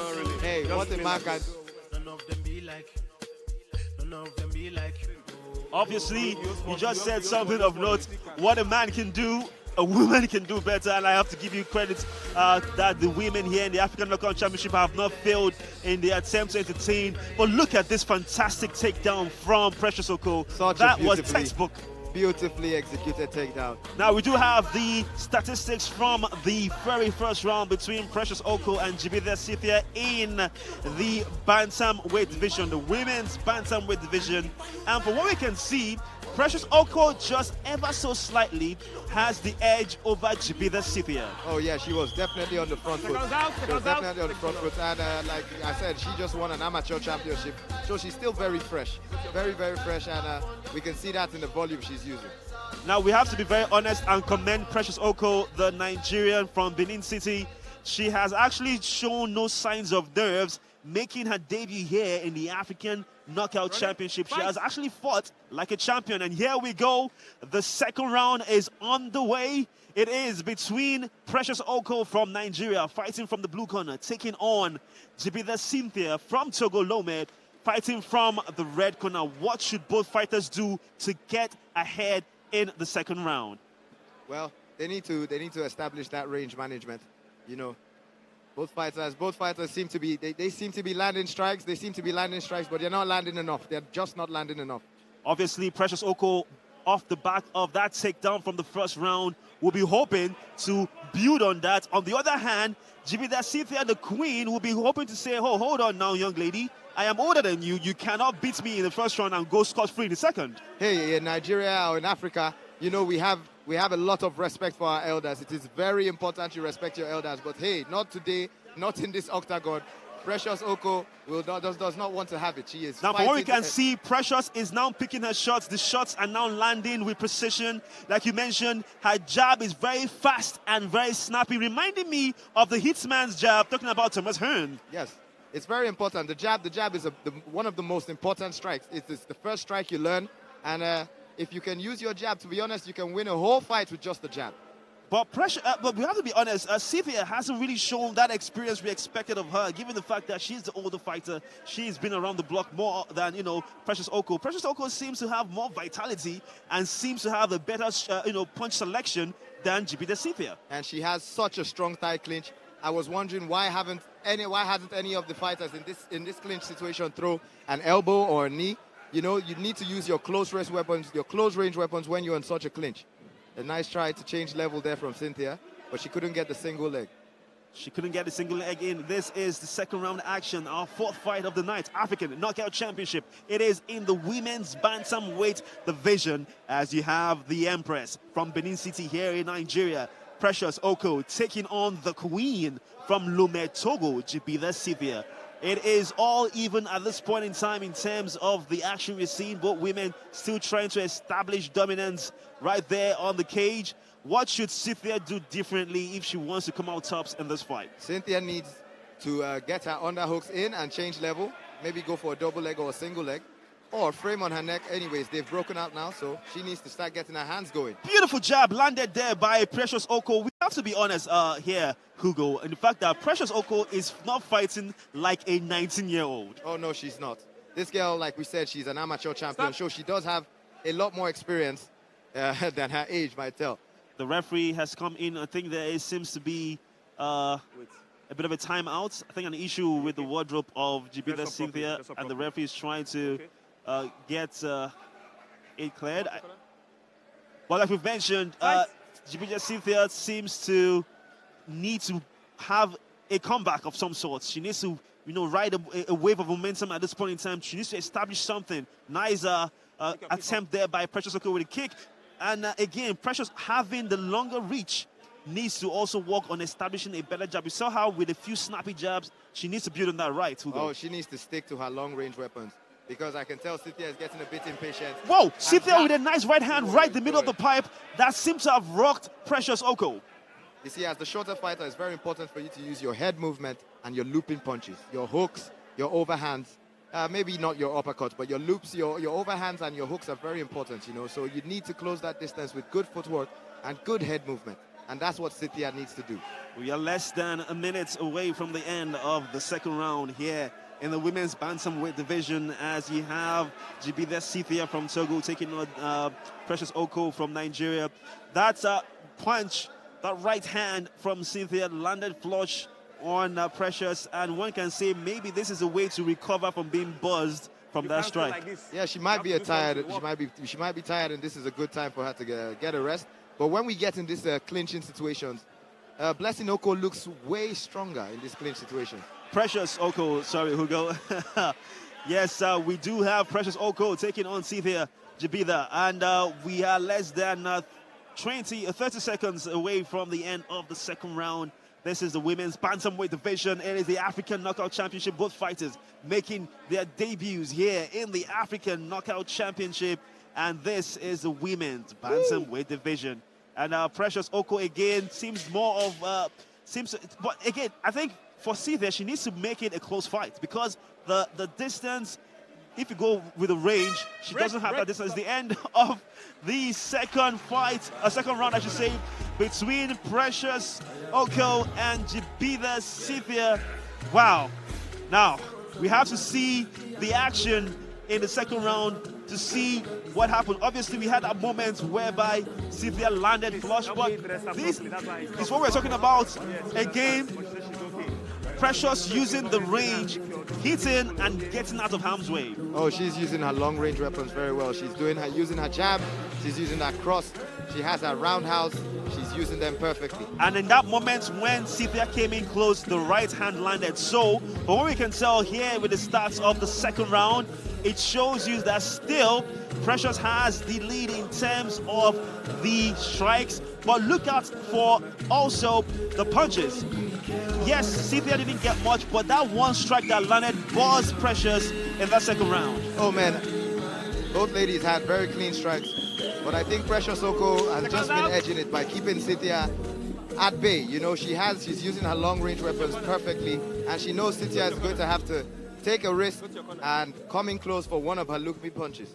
This is the third and final round. Women's bantamweight division. The fight is between two debutants in the African Knockout Championship. Fighting from the blue corner is Precious Oko, known as the Empress. And of course, fighting from the red corner is Jibidar Cythia, also known as the Queen. And you just mentioned we need to establish who the main woman is. You have the Empress, you have the Queen. Wow. Who is the real woman? Who is the real? Exactly.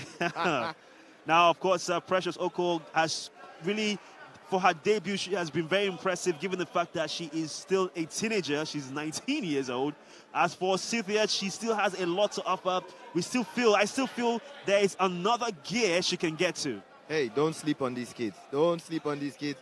It's her time. It's her time. She's feeling fresh. She's still learning the game. She's taking risks.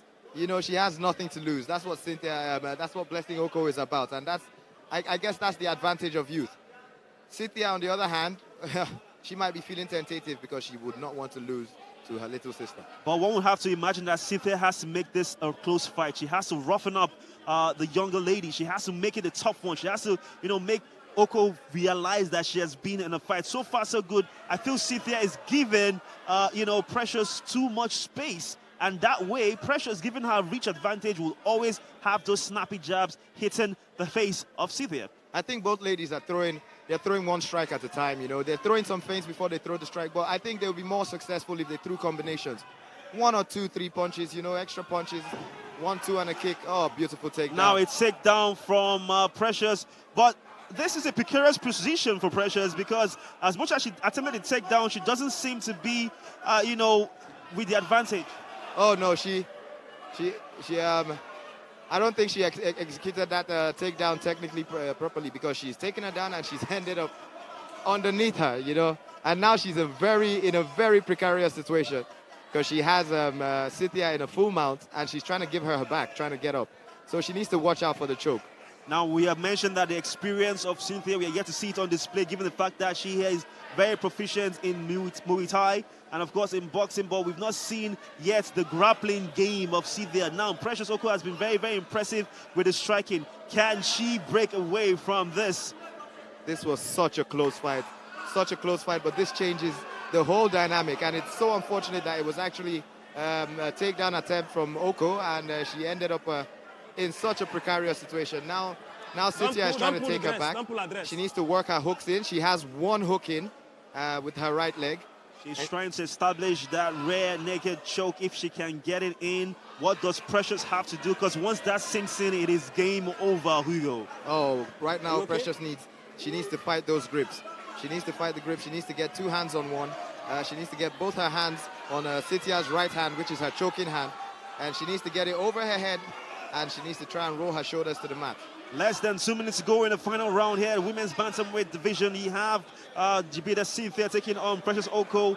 And from what we are seeing right now, it is Precious Oko in survival mode. Oh, yes, she's in a very bad position. In Jiu-Jitsu, this is exactly where we want to be. In MMA, this is exactly where we want to be on.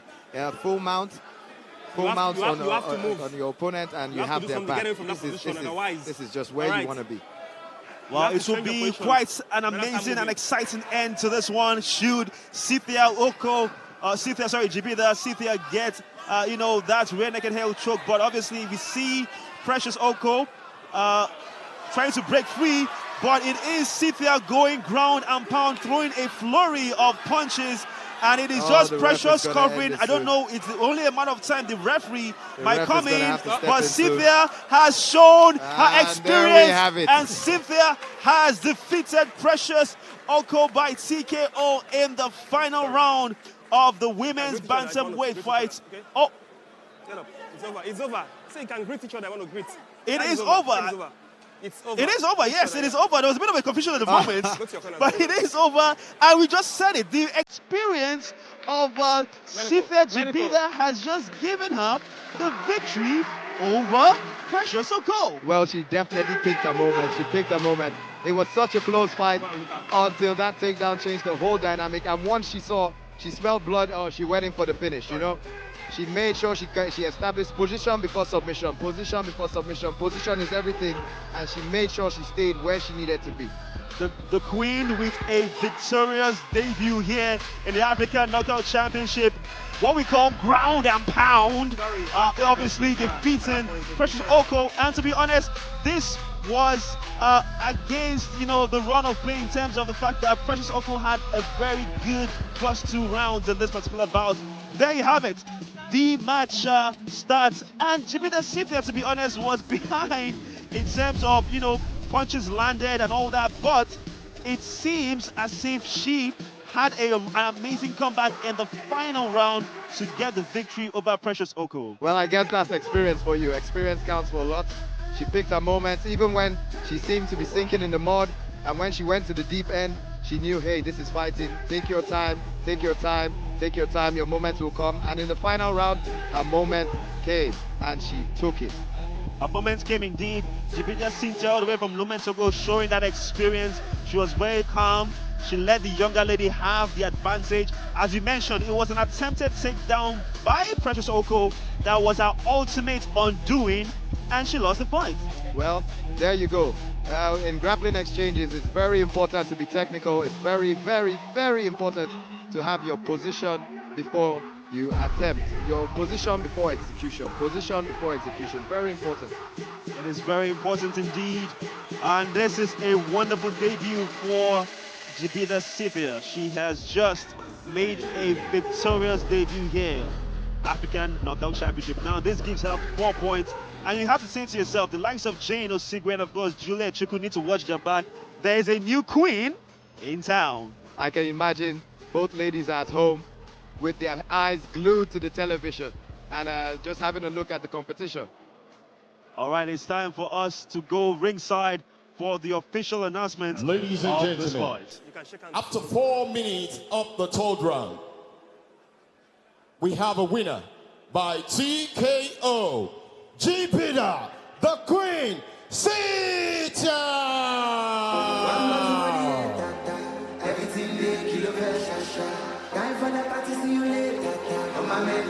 Beautiful show of sportsmanship between the two gladiators. Jibidar Cythia, winner by technical knockout. The Queen has come up tops over the Empress. It's the African Knockout Championship. The best fighters on the continent going head to head. This is where it all matters. This is where it all counts. And when we come back, it is still more here on the African Knockout Championship.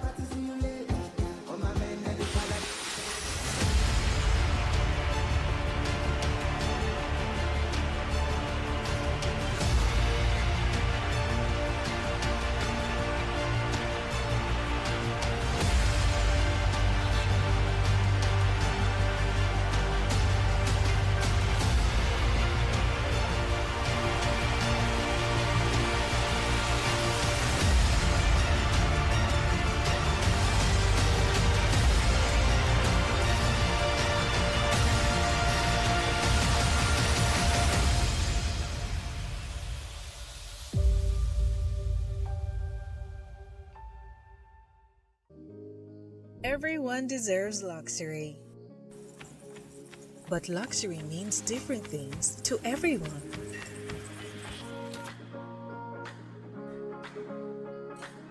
Luxury can mean appreciating the scenery of nature and stepping out to bask in the warmth of sunlight.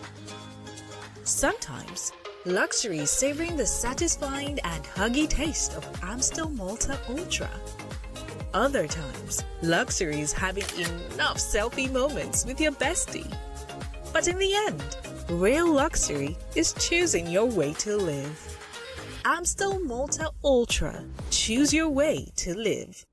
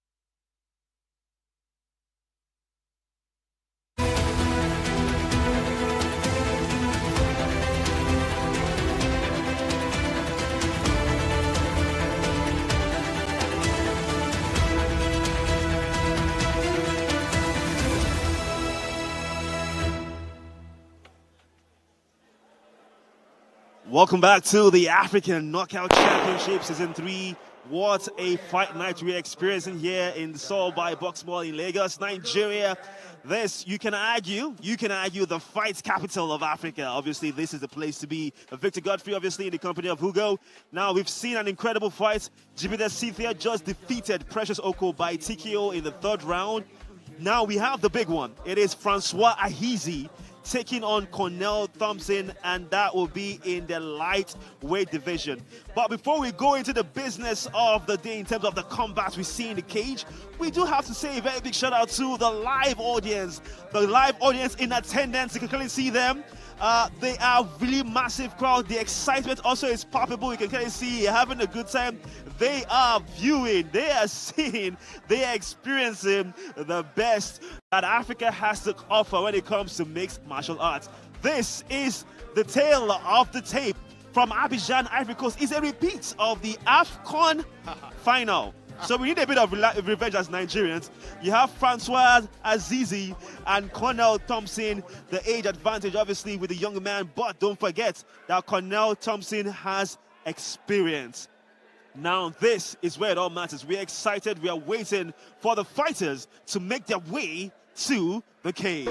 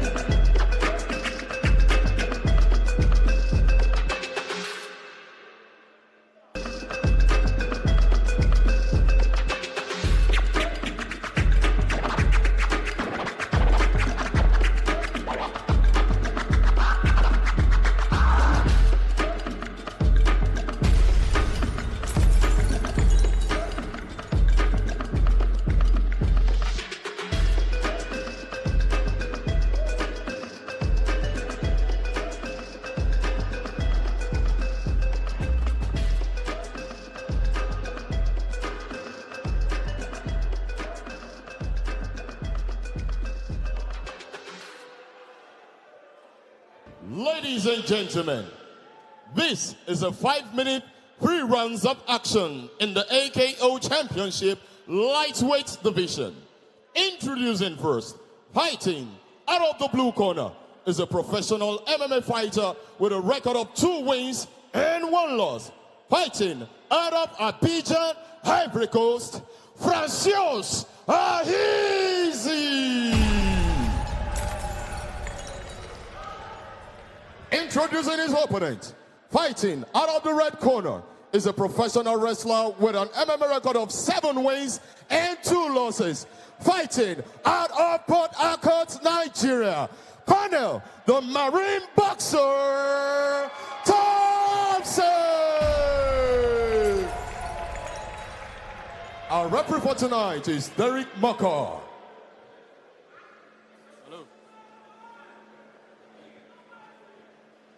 Well, gentlemen, you know the rules, okay?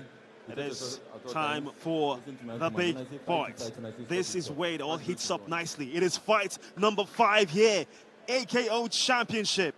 It is in the, my goodness, it is in the lightweight division where you have Cornel Thompson and, of course, Muzu Ulrich Francois, but they call him Francois Ahizi, all right? Now, this shows you that this is where it could be really explosive. Now, Ugo, wow, I said it already. This is one of the fights I was looking forward to. I couldn't wait. Like, after the press conference yesterday, both fighters had promised a show. And this Ahizi kid, I've never watched him fight, but he seemed so confident yesterday. He had a superstar kind of aura around him. So I can't wait to watch this fight and see what he has to bring. He does have, similarly, looks like he has the X factor. Time would tell. You just mentioned you haven't seen him before. That's also fair and good because guess what? He is making his debut tonight here in the African Knockout Championship. You have Ahizi fighting from the blue corner all the way from Ivory Coast and or Côte d'Ivoire, taking on Cornel Thompson, who is known as the Marine boxer, fighting from the red corner here in Nigeria. He is also from Port Harcourt. You have to be honest, Port Harcourt seems to be producing lots of mixed martial artists in Nigeria. Port Harcourt City is producing a lot of them. Muzan the Shield, the Smiley Assassin, Cornel the Marine boxer, Thompson. I can keep on going on and on and on and on. That city just keeps on producing so many good fighters. And for a debut, they have given Ahizi the gatekeeper of the featherweight division, the lightweight division, sorry, and that's Cornel Thompson. He is a staple in this championship. Now, you just mentioned that. Let's just talk about the action that we are witnessing. Obviously, Cornel Thompson trying to establish dominance, but you have to be honest that Ahizi has kept his hands busy with the elbows and also flurry of punches that has made it a bit tough for Thompson to really establish that mount on Ahizi. Well, Thompson seems in no rush, and like I said earlier, you have to get position before you start trying to execute anything. You have to be in the right position, and Thompson just keeps on trying to establish that position. He has beautiful head control. Every time Ahizi goes for the sweep, he has the control. Oh, perfect. Lovely counter there by Ahizi. That's very beautiful. That was textbook, actually. That was a perfect butterfly sweep. And even though he didn't fully get the sweep, it got him back to his feet. And he's back on his feet, and he's put Thompson on notice. Now, this is just to remind our viewers watching at home that this is obviously in a different sport, a different discipline. You can say it's a repeat of the African Cup of Nations final. As for Nigerians, they'll be hoping they can get a revenge. But, of course, for the Ivorians, they'll be hoping to also establish the dominance and say, okay, we beat you in football, we also beat you here in the African Knockout Championship. Oh, yeah, but I mean, the difference this time, we are at home. Nigeria has the home advantage. This time we are at home. This looks very dangerous. You know, he's in the full close guard. Yeah. And this guillotine is almost locked in. But he hasn't gotten it in yet. And a nice exit. They are literally very, very close to us right now in the cage. Now coming into position, and we can clearly see both fighters up close and personal. Of course, Ahizi attempted the guillotine, but Cornel Thompson with a beautiful exit. I mean, I know we call Cornel the Marine boxer, but he is such a good wrestler. And I would have been surprised if Ahizi was able to finish him with that guillotine. Obviously, people in the wonderful city of Atekube in Ivory Coast will be hoping that their man, Francois Ahizi, will get the victory today against the Marine boxer Cornel Thompson. You just mentioned Thompson is the gatekeeper. Obviously, he's more or less experienced here. He has a record of 7 victories, 2 losses, and no draws. And of course, his opponent from Ivory Coast, 21-year-old Francois Ahizi, has 2 wins, 1 draw, 1 loss, and no draw. So Cornel Thompson has the experience. I mean, Thompson is really good with the wrestling, and he's showing his experience here. But he needs to be careful because Ahizi just attempted an armbar, and he almost got it. He's been quite busy on his back, so his jiu-jitsu is quite decent. He's tried the butterfly sweep. He's not just lying on his back. You know, he's quite active, and Thompson really needs to be careful. Less than a minute to go in the first round here. Fight number 5 in the lightweight division between Cornel Thompson and Francois Ahizi. Of course, Francois Ahizi fighting from the blue corner. Cornel Thompson fighting from the red corner. And one can say that it has been an even first round, not much to go by. The takedowns have been exceptional. The exits or the counter from Ahizi from the original takedown also has been impressive. We can clearly see, I think that is Cornel Thompson with a bit of a nosebleed, if I'm not mistaken. Well, but then again, oh my goodness, he's attempting that armbar. Again, you mentioned this.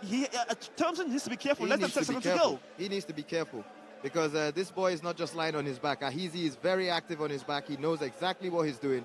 He's minimizing damage, and he's going for submissions and sweeps. It is the end of the first round, and to the appreciation, the crowd showing appreciation to both fighters. And it is the end of the first round between Cornel Thompson and Francois Ahizi. Taking a look at the action from the first round, it was a very fast start. Both fighters trying to quickly establish dominance, but more or less, it was Thompson also here with the counter from Ahizi. Oh, it was such an explosive first round. Both fighters are definitely highly skilled fighters. Highly skilled. We hadn't seen Ahizi today, but we can definitely see what he's about, and we can see why the African Knockout Championship had gone after him. Okay, clearly Cornel Thompson with the better of the exchanges in the first round. And credit to him, he had the most takedowns, he had more punches and strikes landed. So Cornel Thompson will be going into the second round with more confidence, given the fact that he had a better first round. Yeah, I think he just edged the first round with the takedowns and the control time. He ended up he was on top, and he had a decent control time. But Ahizi was also active on his back, and he had the 2 submission attempts. All right, it's time for the second round to get on the way. It is, of course, Francois Ahizi taking on Cornel Thompson. Francois Ahizi all the way from Ivory Coast, Atakube, fighting from the blue corner. And of course, oh, what a beautiful takedown by Thompson. I was just about to announce the Marine boxer fighting from the red corner, and then he goes on to give us a beautiful spear-like takedown. I'm telling you. That was beautiful. I'm telling you. Yeah, maybe we need to tell him, ask him to change his name, because this Marine boxer is too good at wrestling. Huh? This Marine boxer is just way too good at wrestling. That was a perfectly timed takedown. And it seemed Ahizi has been trying to walk him down, and he just perfectly timed the shot for that takedown.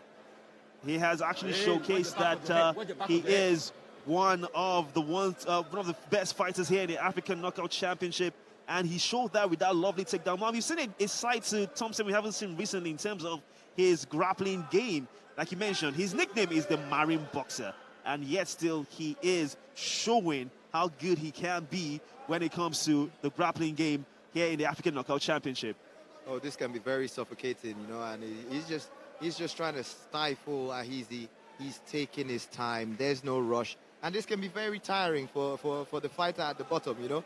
It can be tiring for the fighter at the top too, but I mean, he has his weight. Gravity is helping you here. He has his whole weight on Ahizi. And eventually, if Ahizi keeps up with this game plan, he's going to tire out.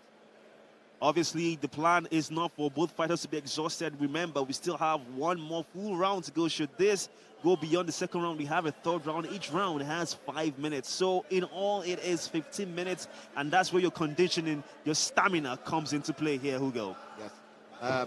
You know, in fighting, we'll call we'll call Thompson a game boy. That's what we do.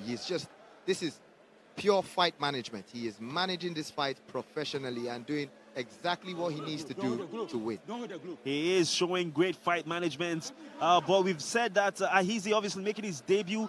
lots of questions still to be answered. Talking about Ahizi, given the fact that he is coming all the way from Ivory Coast, making his debut, how would he be able to turn this around? Because so far, so good. Let's be honest. Yeah. Thompson has established a dominance in the second round. Oh, no, Thompson has been so dominant. He's been so dominant in the first round and even in the second round. And when I spoke to Ahizi yesterday and I asked him, what do you feel about coming to fight in Nigeria? He told me, I've been in Nigeria 4 times and I've actually competed in Nigeria. So I feel it feels like a second home away from home. All right, okay, the coaches shouting instructions. We heard use the elbow. Now, we've seen this in the last fights in the women's bantamweight division, whereby Cythia established that mount and she just went off grounding and pounding on Precious Oko. Should Thompson, take that same strategy? Well, the difference between Thompson's situation and Cythia's situation is Cythia actually had cleared the legs, and she had cleared the legs and she had ended up in a full mount. But Thompson still has to address Ahizi's legs. He's still in Ahizi's guard, and he needs to pass that guard first before he can frame up and start grounding and pounding. Okay, now, obviously, we are less than 2 minutes away from the end of the second round, and Thompson looks to have that establishment. Ahizi has been trying all round long to get away from this position. It hasn't been easy. You mentioned exhaustion. You mentioned, this being a very, very tiring experience. You can clearly see Ahizi is not very comfortable, is he? Oh, no, he's not. Cornel Thompson is starting to stifle him. And like I said, Cornel is such a good fight manager. You see what he's doing? He's trying to keep Ahizi by the cage. He's keeping him by the fence. So Ahizi has nowhere to go. He really can't. I mean, he can push himself off the cage, but he has his back to the cage. If his legs were facing the fence, then maybe he can push off the fence or something. But right now, he is stuck. He seems to be stuck. Like we said, ladies and gentlemen, this is the 5th fight in the lightweight division. Ahizi making his debut here in the African Knockout Championship, taking on the Marine boxer all the way from Port Harcourt in Nigeria, talking about Cornel Thompson. And so far, so good. With less than a minute to go, this second round has largely been on the mat, and we are seeing exceptional grappling work here by Cornel Thompson. You see, he's also using his extra limb. So, I mean, you have 4 limbs, but the extra limb is the head. And Cornel, he's using his head it's always active. He's pushing on his body. He's using his head on his sternum. He's using his head on his chin. All these are ways of control. It's helping him maintain the position he's in. Obviously, we have seen this dominance. We have less than 20 seconds to go to the end of the second round. And like Hugo has just mentioned, it has been a very controlling affair for Thompson over Ahizi. Less than 5 seconds to go now to the end of the second round. Ahizi now trying, maybe a little bit too late, and the second round has come to an end. Wow, what a second round there, Hugo. That's just fight management. That's just fight management. And it seems like Ahizi is getting a bit frustrated. All right, now that is the end of the second round, and it shows that Cornel Thompson has obviously had the better of the exchanges, given the fact that he had a takedown and was very establishing throughout that second round. Well, I think it's 2-0 now. I think it's 2-0, 2 to Cornel and 0 for Ahizi. So Ahizi has to come out in this third round and look for a finish. However he gets it is up to him. He has to come out and look for a finish, a submission or a knockout. That's the only way Ahizi can win this fight, in my eyes right now, because he is losing 2-0 to Cornel. Cornel has been so dominant. Cornel obviously has shown that dominance in this particular fight. And the experience we mentioned is now coming to play, to be very, very honest. The experience is coming to play between the fact that Cornel Thompson has, of course, 9 fights under his belt, 2 losses, and, of course, 7 wins. So it is something to look out for. The third round actually is about to get on the way, obviously, and is the final round. Here is the 5th fight here on the cards for us here in the African Knockout Championship. And Cornel Thompson and Francois Ahizi have to go one more time to establish the ultimate winner and the ultimate fighter, the ultimate winner of this particular fight. There you go. Quick flow of exchanges between both of them. That was such a good jab from Ahizi. Now, Ahizi now, obviously, he's trying to, like you mentioned, he needs a knockout in this round. But don't forget, this is the Marine boxer we're talking about. He's also he's known for his exceptional striking, and the takedown again. Another perfectly timed takedown. It's like Thompson just, he forces engagement, and the second Ahizi steps forward, he just, oh, what a reversal. What is... Oh, my God. Obviously, we are seeing this incredible showmanship in terms of the amazing grappling skills of Thompson. To be honest, I have been beyond impressed by Thomas. He has showcased that, listen, I may be a very good striker, but don't test me when it comes to the grappling game. His grappling is right up there with the best of them. I mean, he just got swept and reversed right there. And we were worried he was going to... Oh, these are very good elbows. But I think these are to the back of the head. Yeah, the referee has to point that out. Elbows to the back of the head from Ahizi. Just for you, in case you're joining us, Ahizi is obviously fighting from the blue corner. And, of course, Cornel Thompson fighting from the red corner. And one would say this is the repeat of the African Cup of Nations final, but obviously it's not football. This is the African Knockout Championship.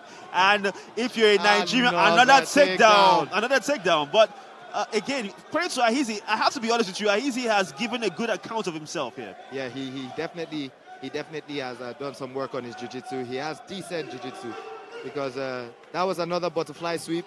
And even if he doesn't get the sweep, at least he gets it back up to his feet. Okay, there we have it. Cornel Thompson again going for the takedown. And Ahizi at this point is, you can clearly see the frustration on his face, like, not again, Cornel. Oh. I mean, you have to experience this to know what it actually feels like. There's nothing worse than just wanting to get your feet up and then bang in with someone and he just wants to keep on stifling you and taking you to the ground. Hugo, you said you have to experience it. With all due respect, I am good. I do not want to experience this. Thank you very much. Yes, obviously, it is the African Knockout Championship. It is Ahizi taking on Cornel Thompson. Cornel Thompson is known as the Marine Boxer, and so far, so good. Contrary to his nickname, we haven't seen much boxing from him. He has more or less shown an absolute masterclass dominance in wrestling and taking down your opponent, Hugo. Yes. Beautiful, beautiful fight management. He was in half guard there for a second. I think Cornel can pass the guard now. It's right there. He can just pass the legs, control the legs a bit, and get into side control or full mount. There you go. Control the legs. Yeah, but we can clearly hear the both corners shouting instructions. Now, you have to put this into consideration. We mentioned the weather. It's very, very humid here in Lagos tonight. But also, how important is it for you to maintain clarity of thought when you are incredibly exhausted, when you have somebody breathing down your neck? To be honest, this is when your corners come in, you know. This is when your teammates, I mean, it's an individual sport.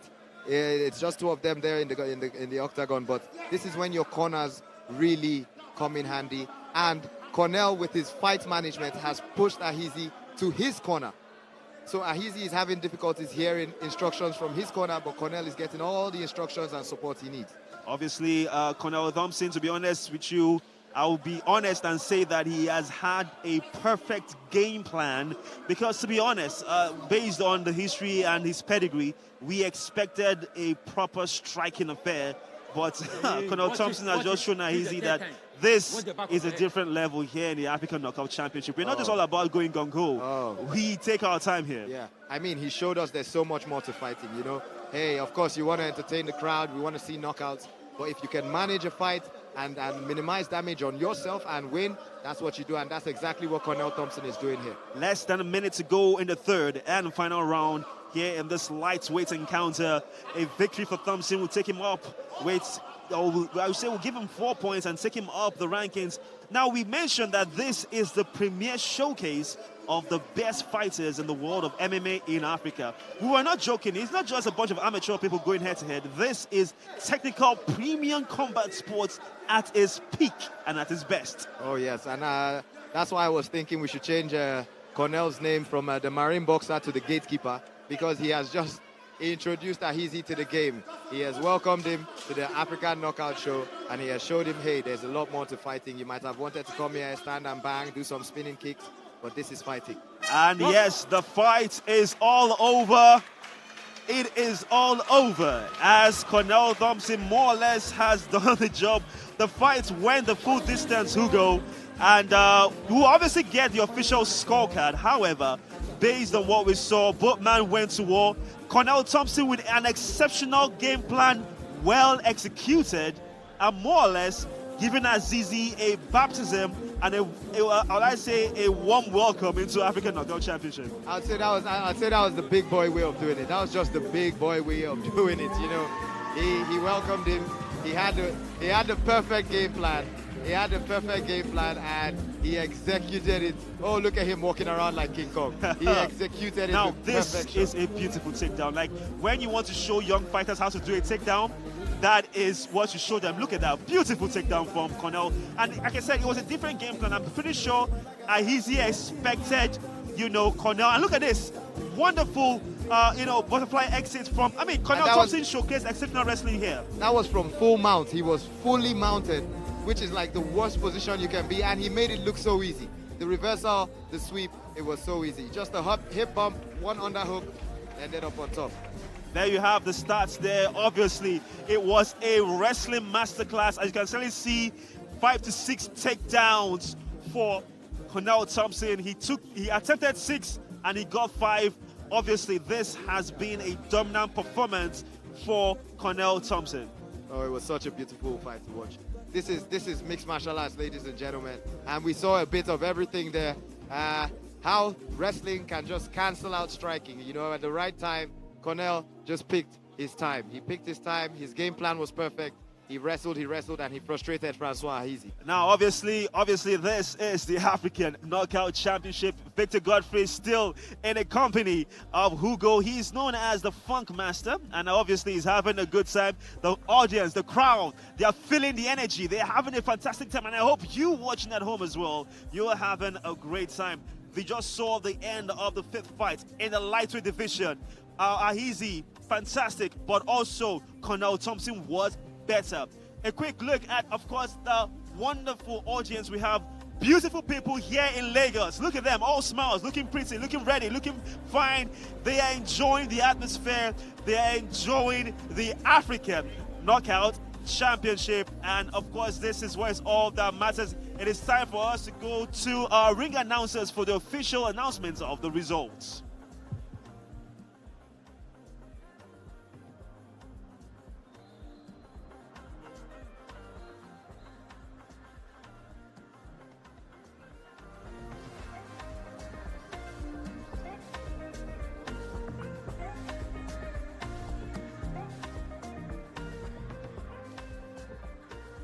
Ladies and gentlemen, after 3 rounds of action, we go to the judges' scorecard.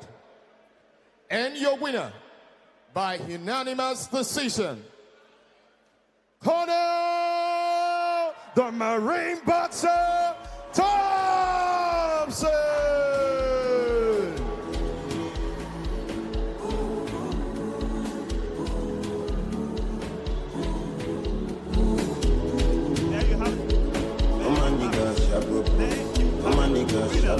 By unanimous decision is Cornel Thompson. He's the winner by unanimous decision.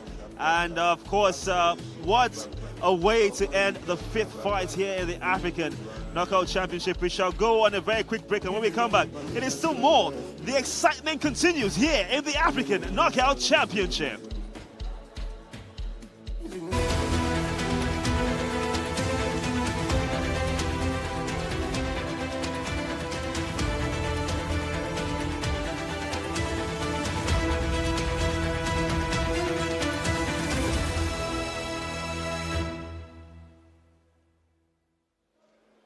Welcome back to the African Knockout Championship. What a fight night we've experienced. There you have it. The last fight we just saw was between Cornel Thompson from Nigeria, winning by unanimous decision over debutant Francois Ahizi from Côte d'Ivoire. Before that, we had Jibidar Cythia defeating Precious Oko by technical knockout. And of course, up next, we have Ugochukwu Melvin, known as the African Sniper, taking on the man from Abidjan, Xavier Adams Boa. We have the audience. They are enjoying every single moment of this. The audience, the fans, the crowd, they are feeding off the energy. And we have a full house. Hugo, beautiful faces enjoying a beautiful night of African Knockout Championship. Hey, like I said, man, beautiful people. We're by the beach, but we're here for a different type of party. We're at the beach, but we're here for a different type of party. Yes. It's just nice to see all these beautiful people having a beautiful time. It is indeed nice to see these lovely faces here, live at the Soul by Boxmall. I just said beautiful faces. Hugo, close your eyes. These are lovely ladies, don't look at them. But it's all about the beauty, it's all about the intensity, excitement, energy, happiness, joy that we experience here at the African Knockout Championship. Like I said, a big shout out to our audience, they look so good. I can assure you that they are looking forward to more action here at the African Knockout Championship here. Now, Ugo. Well, I'm so sure we haven't disappointed. This is the African Knockout Show, and we have given you knockouts. Yeah. We've given you at least 3. Okay. Oh, wait. We still have more to go. We still have more to go. It's now for us to take a look at the tail of the tape. Our next fight is between Ugochukwu Melvin, known as the African Sniper, taking on Xavier Jaboa Adams. This is a light heavyweight division. Wow. You can see there. The age, the same. Height, the same. Weight, the same. Reach, the same. So they are evenly matched. Abidjan, Ivory Coast, Abia State, Nigeria is another repeat of the AFCON final, by the way. Here we go again. Here we go again. Another repeat of the Nations Cup final between Ivory Coast and Nigeria. Both fighters looking very well matched. All right, it's time for us to go over now for the fighters to make their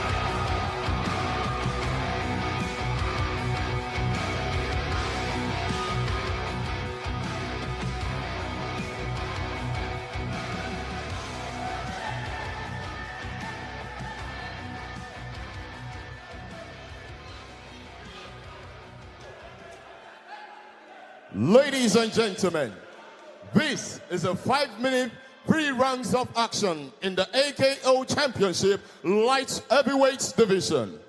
Introducing first, fighting out of the blue corner is a professional Wusu sound fighter, kickboxer, jiu-jitsu practitioner with an MMA record of 1 win and 1 loss.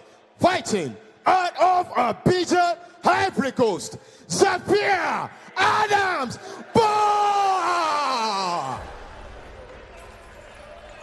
Introducing his opponent, fighting out of the red corner is a professional striker and an MMA fighter with a record of 3 wins and 0 losses.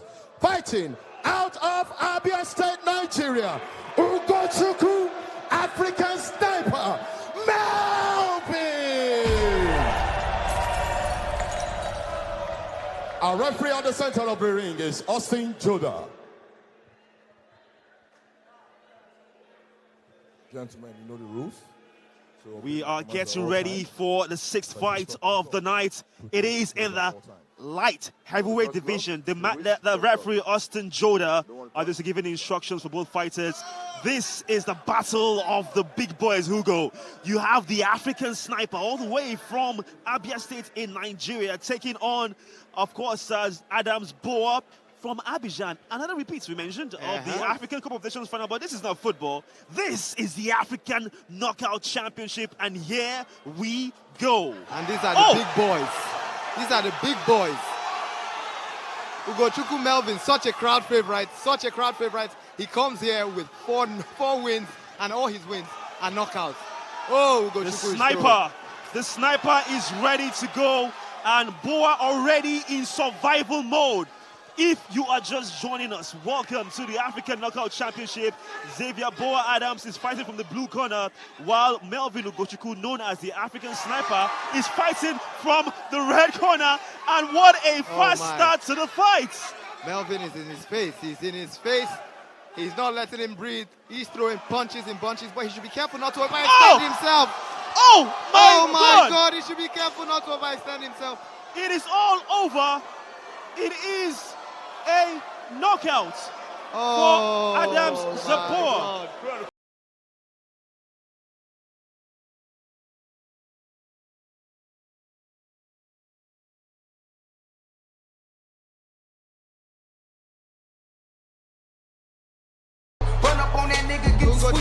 He started with the afterburners. He held nothing back.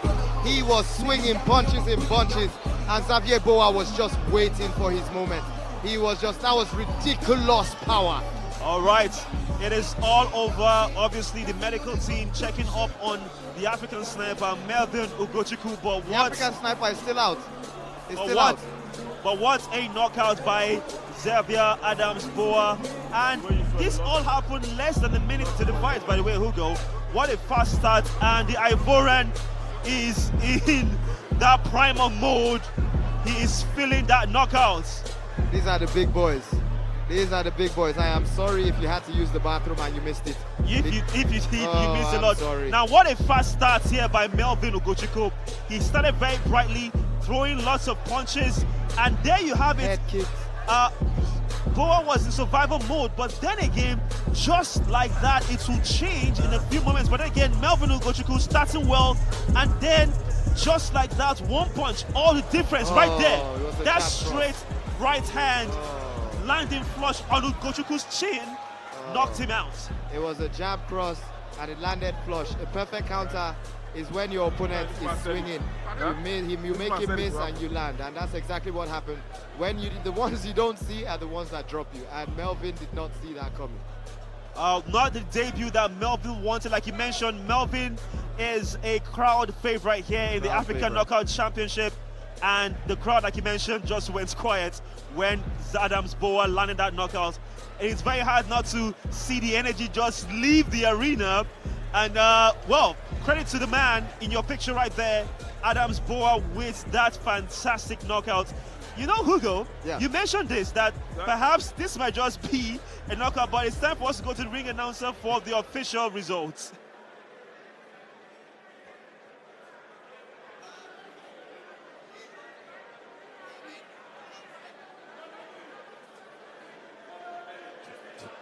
Ladies and gentlemen, after 50 seconds of the first round, we got our winner by knockout, Xavier Adams Boa!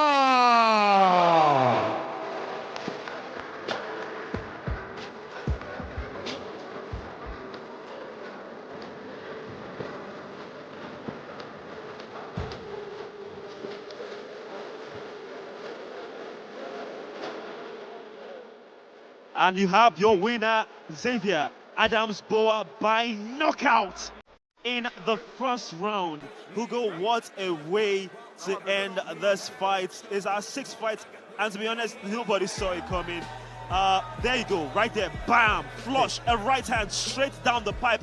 And you have to ask yourself, what was Ugo doing in terms of defense? Hey, Victor, we delivered. We never disappoint. And we told you there were more knockouts to come, and there you go. Well, such is fighting, you know, and it was beautiful to see a sign of respect and showmanship from both fighters, and it was nice to see how graceful Melvin was in loss. Such is fighting, you know, such is fighting. Now, Hugo, as much as I would love to give you credit for giving a fantastic prediction for the knockout, I mean, it is obviously in the name, African Knockout Championship, obviously knockout guaranteed. There you have it, the stats of the first round, less than a minute to be honest, 50 seconds, and so much action as Ugochukwu Melvin had the more strikes and punches landed. However, it took only one punch from Xavier Adams Boa to knock out Ugochukwu Melvin. Now it is time for us to go on a very quick break. It's still more here, more excitement on the African Knockout Championship.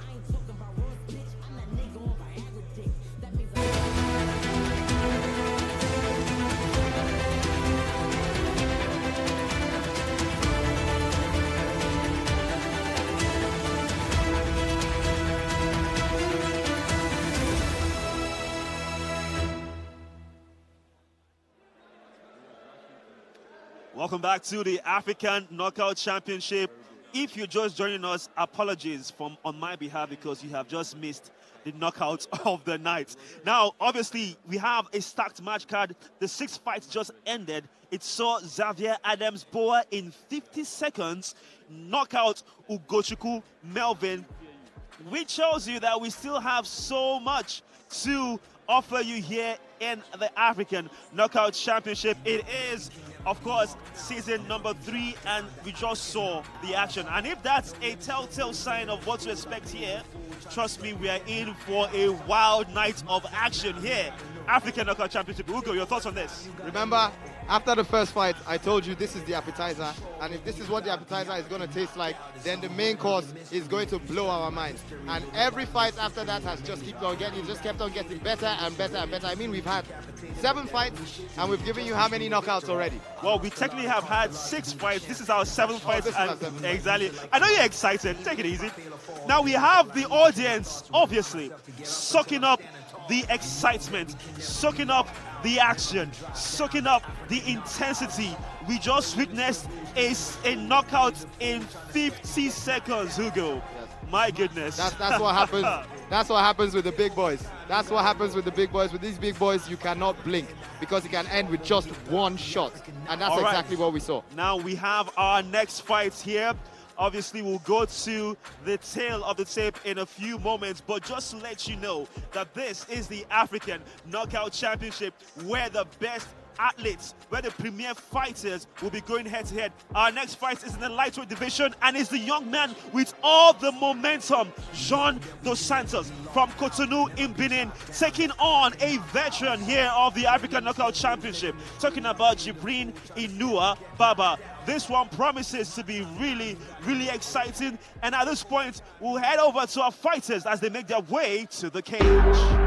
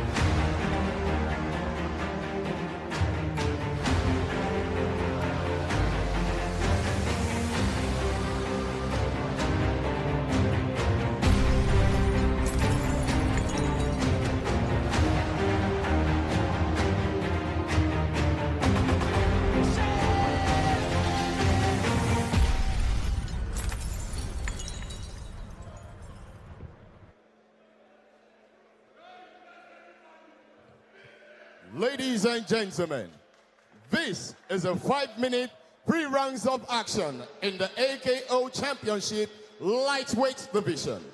Introducing first, fighting out of the blue corner is a professional kickboxer with an MMA record of 4 wins, no losses. Fighting out of Cotonou, Benin, Jin, the Black Panther, Dos Santos.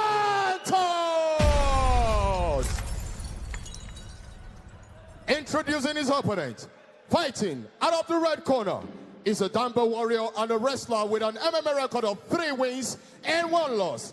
Fighting out of Kano State, Nigeria, Jibrin, Inuwa, the Black Venom Baba. Our referee at the center of the ring is Derek Maka. We have the referee now going through the instructions.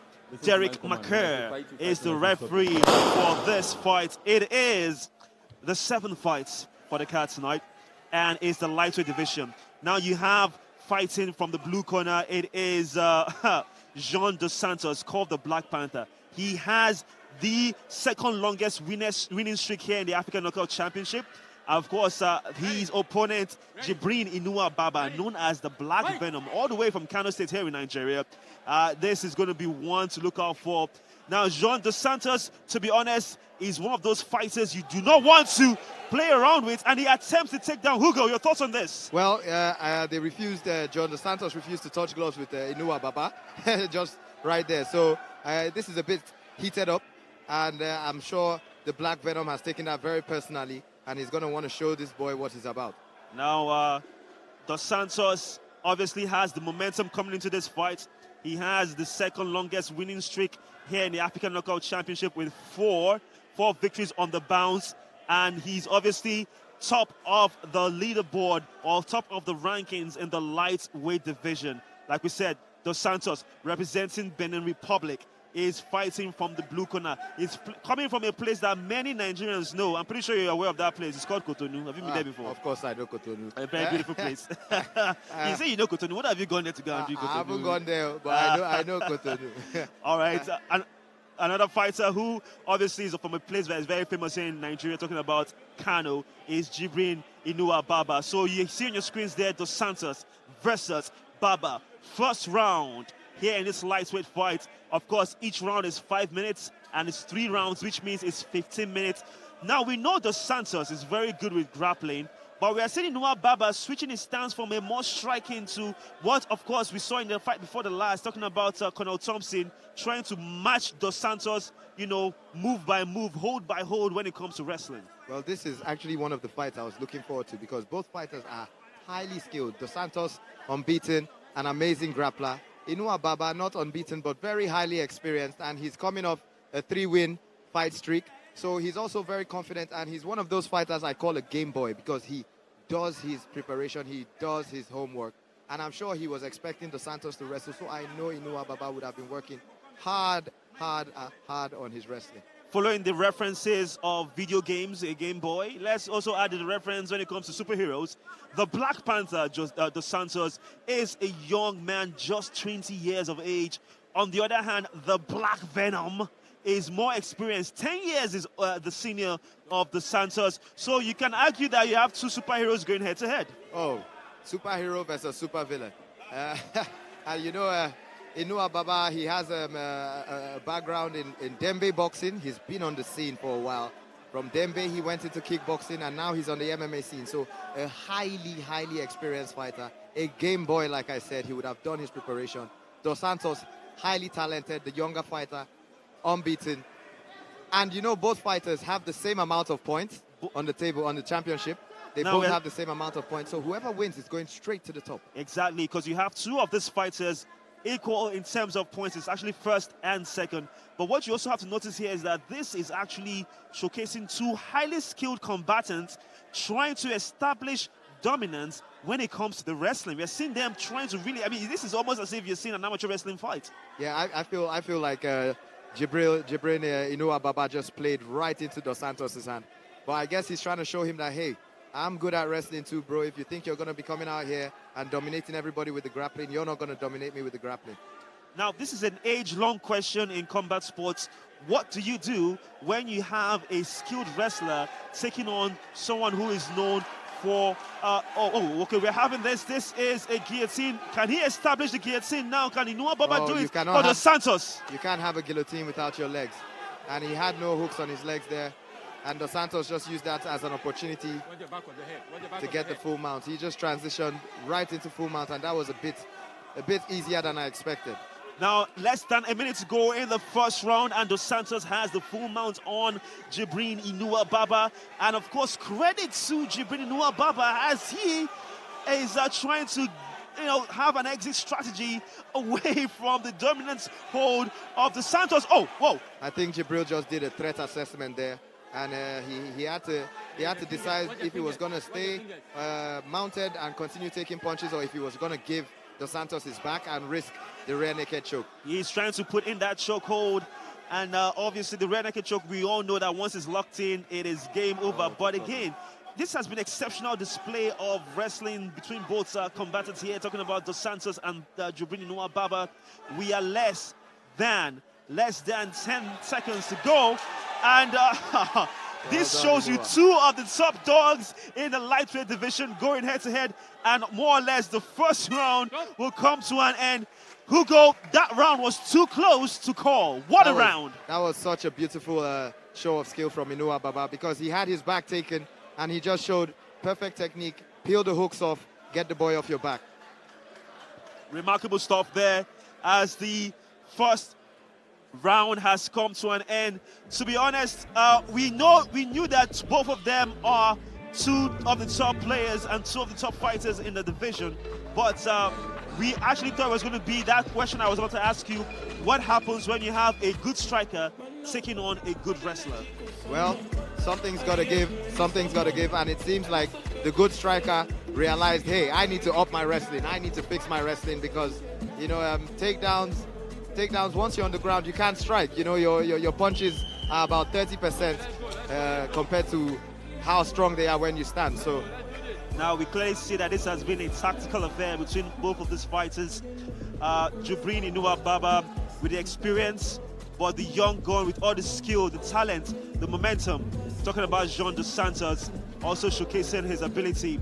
We are moments away from the second round here in the African Knockout Championship, our 7th fight of the night. And it sees fighting from the blue corner, Jean Dos Santos, known as the Black Panther, and Jibrin Inuwa Baba, known as the Black Venom, fighting from the red corner. Second round action on the way, as we saw a pretty even first round. Oh boy, Jibril looks in such good shape. I mean, look at him. He looks so ripped. He looks so strong. He looks big for the weight class. But Dos Santos, such a highly talented fighter, and he has really shown what he's about. A lovely jab landing there for Jibrin Inuwa Baba, and we can clearly see that Dos Santos throwing feints, but from what we've established, he throws the feints, then he goes for the takedown. Well, that's how it's supposed to work. You're supposed to make them look up, and then you go down, make them look down, and then you go up. You know, and like when you threaten the takedown, you have the other fighter thinking about so many things, and then you can set things up from the feint. An attempted knee strike there by Baba, missed. And Dos Santos is trying to make this a very rough and tough and gruff affair, as it's been a bit more physical, but we're now back to that establishment of both fighters trying to establish, you know, the vertical base. A nice knee there from Dos Santos. We know he's relentless with this tackle. He's very relentless, and he will keep on going and going until he gets it. And there you go, the takedown. That's grapplers for you. Most fighters, if they have their foundation or their base as wrestling, trust me, they can do this all day. Wrestlers can be very relentless. They will shoot and shoot. They just want to stifle you. They want to be heavy on you. They want to make you tired. Given the conditions they were in, the very humid here in Lagos, you mentioned Inuwa Baba seems to be in fantastic shape. His conditioning is great, because it's not easy to maintain the same energy levels of a fighter of the level and caliber of Jean Dos Santos. Yes, and you know that's how Dos Santos actually wins most of his fights. Pressure, pressure, pressure, pressure. He stifles, he suffocates. But I told you, Inuwa Baba is such a game boy. I know he would have done his homework. When it comes to that grappling intensity, we only have one fighter coming to mind, and of course that's the, Khabib Nurmagomedov. He always has this tendency to always go low and always want to take you down, make it a long night on the mat. Hey, we love strikers. We love strikers. We love to see highlight reel finishes, spinning kicks. But I tell you, you really need to have some wrestling in your game. If you want to be a complete MMA fighter, you need wrestling. It is so important. I mean, look at what wrestling does for you. For the purists of the sport, this is unbridled entertainment. And obviously, you're watching back at home thinking to yourself, what's going on? I can assure you, it is a tactical affair between two top-level fighters here in the African Knockout Championship. Clearly see right there, Dos Santos fighting from the blue corner. It seems as if he's in a disadvantaged position, but I can assure you, those punches to the side and the rib cage of Baba would obviously tell along the line. Oh, those things add up. They all add up. But right now, I would say it's position over execution. And I spoke to Inuwa Baba, and he told me he takes these things very seriously. He's a fundamentalist, such a fundamentalist, and we can see he's not rushing. He has him he's in his half guard, and he has him in some sort of Von-Preux choke, and he's trying to transition into the side or to the mount. And he's not rushing. He's taking his time like he should. Now, if you're coming from a background of Dambe, you know that is that very, very beautiful a form of combat, popularly, made popular in the northern part of Nigeria. It's more for your striking and your timing. Your timing has to be on point. But I have to give credit to Inuwa Baba. He has timed the tackles, attempted tackles and takedowns of Dos Santos perfectly so far in this fight. It's such a close fight. It's such a close fight. The first round was a close round, but I think this second round is a bit more definitive. And Inuwa Baba has been so dominant, and he has had the better positions. He's come out on top on the exchanges.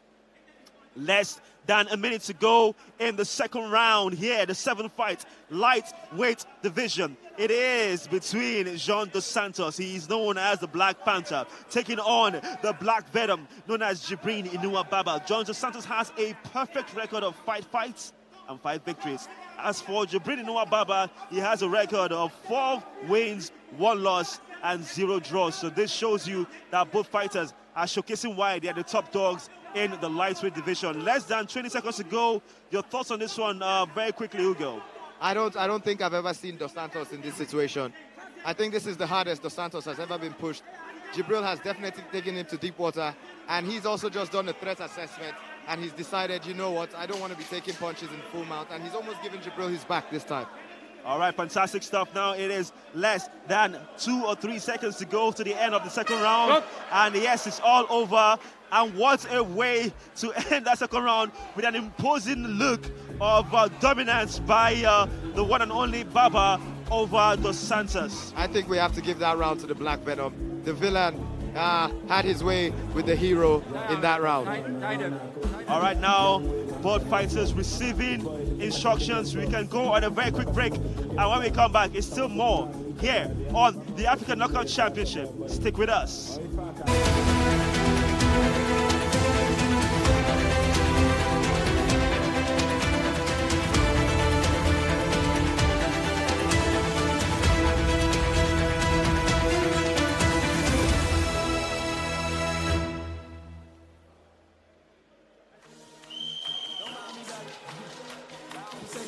Okay, it is time for us to go to the final round of this lightweight fight.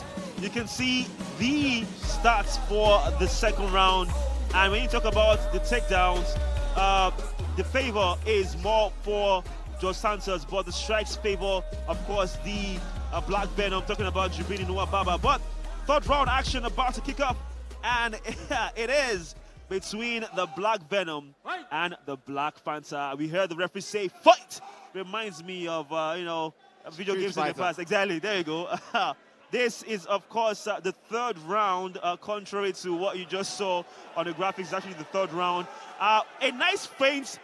Dos Santos bought baits, but nice recovery for him. I feel he slipped. It seems that part of the cage, the octagon, is slippery.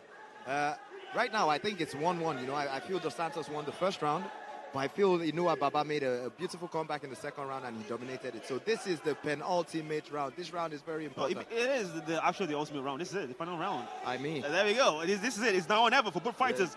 Just joining us. Thank you so much for being a part of history, being a part of the biggest, of course, combat sports here in Africa, in Nigeria. You have John Dos Santos, the Black Panther, fighting from the blue corner. And of course, his opponent is Jibrin Inuwa Baba, fighting from the red corner. Another takedown.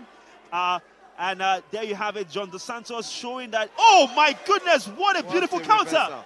I said it, Jibril is so strong. You know, I mean, he just took 2 knees. I think he's actually bleeding. He took 2 knees to the face, and then Dos Santos went for that takedown. You'd be expecting him to be a bit rocked, but not. He's just reversed the position, and now he's ended up back on top. You have to commend the conditioning of these athletes. It shows you that they are absolutely prepared for the fight. Now, if you're wondering why this is a very technical affair, it's because these two individuals fighting, these two combatants, these two warriors are the top dogs when it comes to the lightweight division here in the African Knockout Championship. So, like you say, when the immovable force meets the unstoppable objects, somebody has to yield, though. Well, let's find out who yields, because Inuwa Baba was on top, and then Dos Santos came, and then he ended up on top, and now Inuwa Baba wants to get back on top, you know. So whoever wins this is a top dog in this division. Obviously, this is one of the best displays of sportsmanship, of great determination, conditioning skills. You know, this is just where you see it all on display. Now, obviously, we're having a great time here, Hugo, but I can assure you there is a group of individuals that wouldn't want to be here right now, and those are the judges. You don't want to score this fight. This is a very tough fight to score right now. It's a close one. It's a close one. It's a close one. But I think if it stays like this, I think Inuwa Baba is winning this fight, because I think he won the last round, and Dos Santos needs it. And you can hear how frantic Dos Santos corner is getting. They are screaming their heads off. I wish I understood French. I really wish I understood French. It's okay. This is all for one for the African continent. This is not for the squeamish. Obviously, the blood from the nose of Inuwa Baba all gushing now on the chest of Dos Santos. But then again, like I said, this is what it's all about here in the African Knockout Championship. It's not just only blood. It is sweat. It is tears. And these men are putting it all on the line for you to see the grit and the exceptional spirit that the African has. Because this is not just only a Nigerian thing. Dos Santos is from Benin Republic, and it's a wonderful display here because, again, it's the African Knockout Champions. The elbow is coming from Dos Santos, but you have to say, like you mentioned, Inuwa Baba has actually had a very controlled hold of this fight, especially the way the second round ended. Are you not entertained? Are you not entertained? This is what we came here for. And talking about blood, I mean, there's some blood here, but there was more blood in the first fight. This is mixed martial arts, ladies and gentlemen. These men are wearing 4-ounce gloves. There will be cuts. There will be bruises. Watch the back of the head. I'm watching you. Dos Santos keeps on punching him at the back of the head. Yes, and the referee has taken note to that, has taken exception to that. Hopefully he has to be careful so he doesn't get, point deducted. I can assure you, ladies and gentlemen, it may seem as if this doesn't seem all that exciting, but I can assure you, the audience are really into it. If you hear the coaches, we have so many coaches, not only just fans here to watch, they're actually also coaches, because everybody is shouting at the top of their voice. Less than a minute to go. Jibrin Inuwa Baba may just give Dos Santos his first defeat here in the African Knockout Championship. Oh, Dos Santos has about 40 seconds left, and he's getting frustrated. He doesn't want this to happen, but Jibril, experienced fighter, he's just managing this fight. This is fight management. Oh, his corner is getting so frantic. Dos Santos' corner is getting so frantic. They do not want to see their boy lose. Because if it stays like this, I think it's 2-1. First round to Dos Santos and the last 2 rounds to Inuwa Baba, the Black Venom. Yeah, this has been a display of the best wrestlers here in the lightweight division and the African Knockout Championship. Less than 10 seconds to go. Round 3. It is between John Dos Santos and Jibrin Inuwa Baba. Less than 5 seconds to go. Who will finish with a flourish? And it is all over. Hugo, we need the judges to tell us who won this, for your initial reactions from what you just saw. Well, it's nice to see this respect between both fighters. Considering they didn't touch gloves before they fought, it's nice to see them end this way. Nice show of respect from both fighters. I'd say Jibril won that, I don't know, but I'm not a judge. Yeah, it's very, very close indeed. It is all over. The third fight, sorry, not the third fight, the 7th fight goes to the distance, and we can see that this was just all about who could establish dominance when it came to the wrestling. We've seen some really traditional Greco-Roman wrestling on display. Oh, it was an explosive show, especially towards the end of the last round, when they're so sweaty and so slick. This is when your technique really has to come in, because it's really hard to get to depend on your strength and your grip, and you really have to have the cleanest, sweetest jiu-jitsu technique. We saw just very briefly before the end of that clip an elbow land for Jibrin Inuwa Baba. This is the start of the fight. Obviously, you can see Jibrin Inuwa Baba, the Nigerian, similarly looking as if he might have this in the bag, but then again, it looks pretty even. Like I said, this is the start. The judges will determine who won this. Jibrin Inuwa Baba seems like he's taking the accolades from the crowd, but hey, Dos Santos didn't have a bad showing either. Well, I mean, Jibril is the Nigerian boy. He's a staple in this championship. The crowd knows him. Everybody knows Jibrin. They love him. They love his name, the Black Venom. He's a humble guy. When you meet him out of the cage, he's scary in the cage, but when you meet him out of the cage, he's so approachable. I can understand why the crowd loves him. Obviously, talking about the crowd, we do have a, mammoth attendance here. The fans loving every single moment of the African Knockout Championship. And of course, this is the end. We are waiting for the judges to collect the scorecards. It is the lightweight division, the 7th fight in the African Knockout Championship. And you can see the crowd is fired up. And of course, Jibrin Inuwa Baba firing up the crowd as he feels maybe perhaps he has done enough to get the victory today over John Dos Santos. This is what we're here for, Victor. This is what we're here for. I was in the bus with these guys yesterday when they were heading out for the weigh-in, and the testosterone, it was palpable in the air. It was like being around a bunch of hungry lions waiting to eat. These boys are fired up, and now it's over. It's nice to see it. All right, it is indeed over. Hugo, smile for the camera, because this is the African Knockout Championship. And if you ask and you're wondering if we're having a good time, my face, we are having a good time. It's all about... This is the most fun I've had in a while. Yes, it is. Now the 7th fight done and dusted between Jibrin Inuwa Baba and, of course, the one and only John Dos Santos. And that shows you that this is where it all matters, because both fighters showcased how good they were, and it was just absolutely amazing. We are waiting for the judges to collect the sky, but I can assure you we still have the co-main events and the main event still to come. But we'll get to that in a minute. But let's break down what we saw in this fight. It's very important, as we said, when you have a fighter who is good at striking and one who's good at wrestling, what is the outcome? But we had a question that we needed to be answered now, which is when you have two fighters who are very good with wrestling, what will be the outcome? Well, I think that's just about now. We'll go over to the ring announcers, yes. After 3 rounds of action, we go to the judges' scorecard. And we have our winner by split decision, Jin, the Black Panther, the Santos.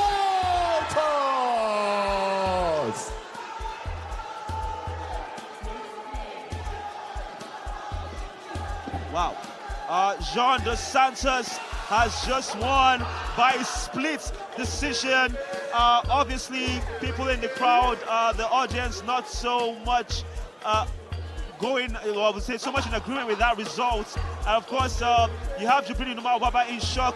I don't know about you. Do you feel that that was a correct result for this fight? It seems a bit like a controversial, would I say, result. Well, I'm not a judge, but I can assure you it does feel like a controversial. The reactions we have in the crowd and the reaction from Jibrin Inuwa Baba himself.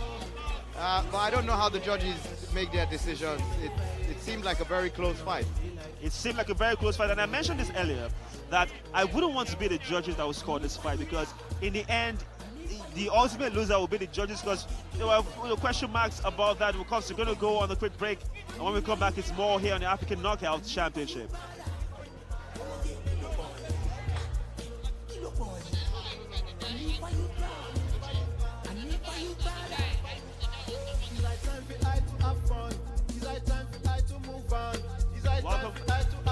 Welcome back. Welcome back to the African Knockout Championship here, so Boxmall, Lagos. And of course, this, like the many say, is a city that doesn't sleep. This is the commercial nerve center of the country, Nigeria. Of course, the fight fans, African Knockout Championship fight fans are out in full force, in full voice, showcasing love, and I'm loving every single minute of the fights we've had so far. We've had 7 fights in the bag. 7 fights in the bag. They say this a lot, Hugo. Time flies when you are having fun. Oh yeah, time definitely flies when you're having fun.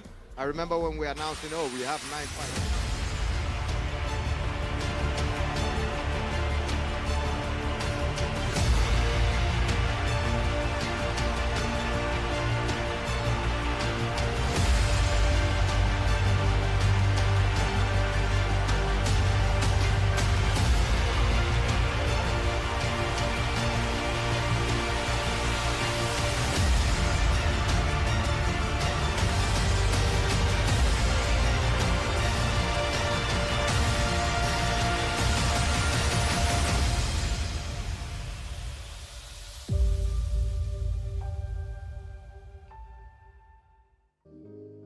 Everyone deserves luxury.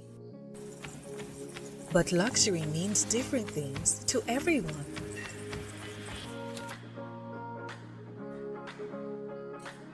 Luxury can mean appreciating the scenery of nature and stepping out to bask in the warmth of sunlight. Sometimes, luxury is savoring the satisfying and huggy taste of Amstel Malta Ultra. Other times, luxury is having enough selfie moments with your bestie. But in the end, real luxury is choosing your way to live. Amstel Malta Ultra. Choose your way to live.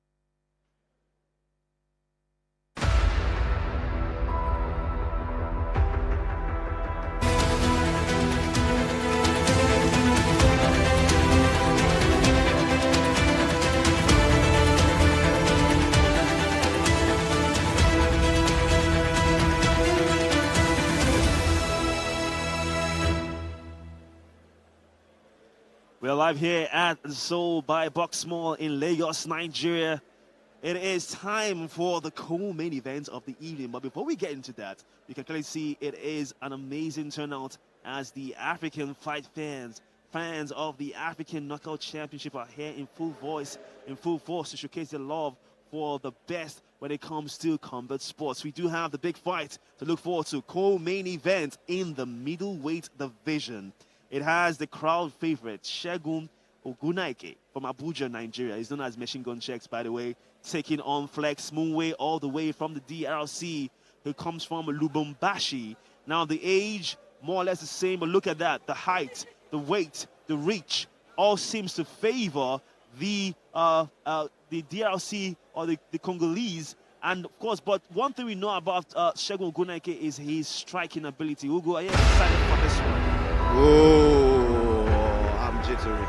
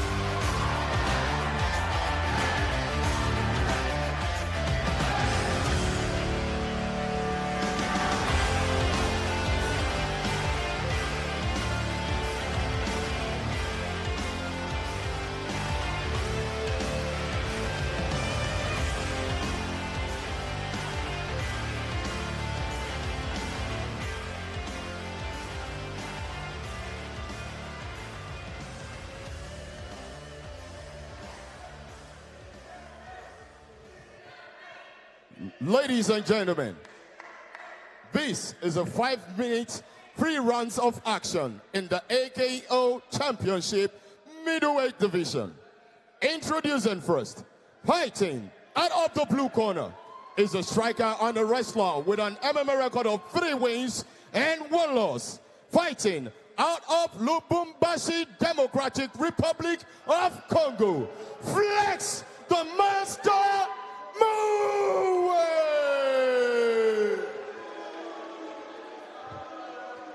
Introducing his opponent, fighting out of the red corner is a boxer and a kickboxer with an MMA record of 5 wins and 2 losses. Fighting out of Abuja, Nigeria, Segun, the Machinegun Shegz, Ogunnoiki!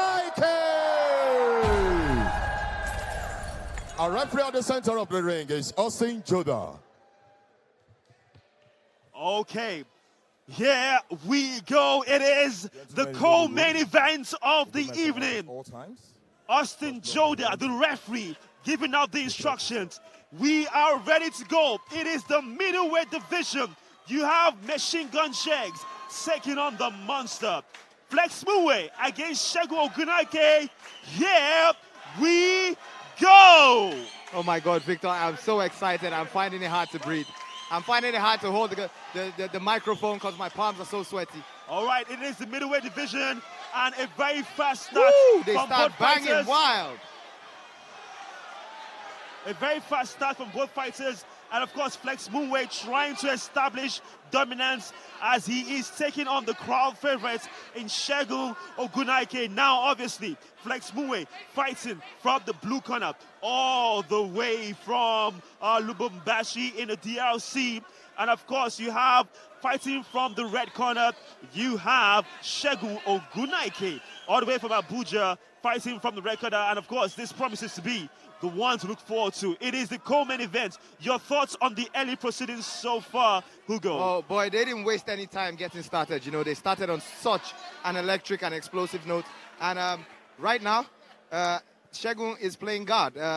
Flex is finding it difficult to pass his guard, but this is exactly where Flex wants to be. Segun has a very good butterfly sweep, and I'm sure when the time is right, he will try and get this position reversed.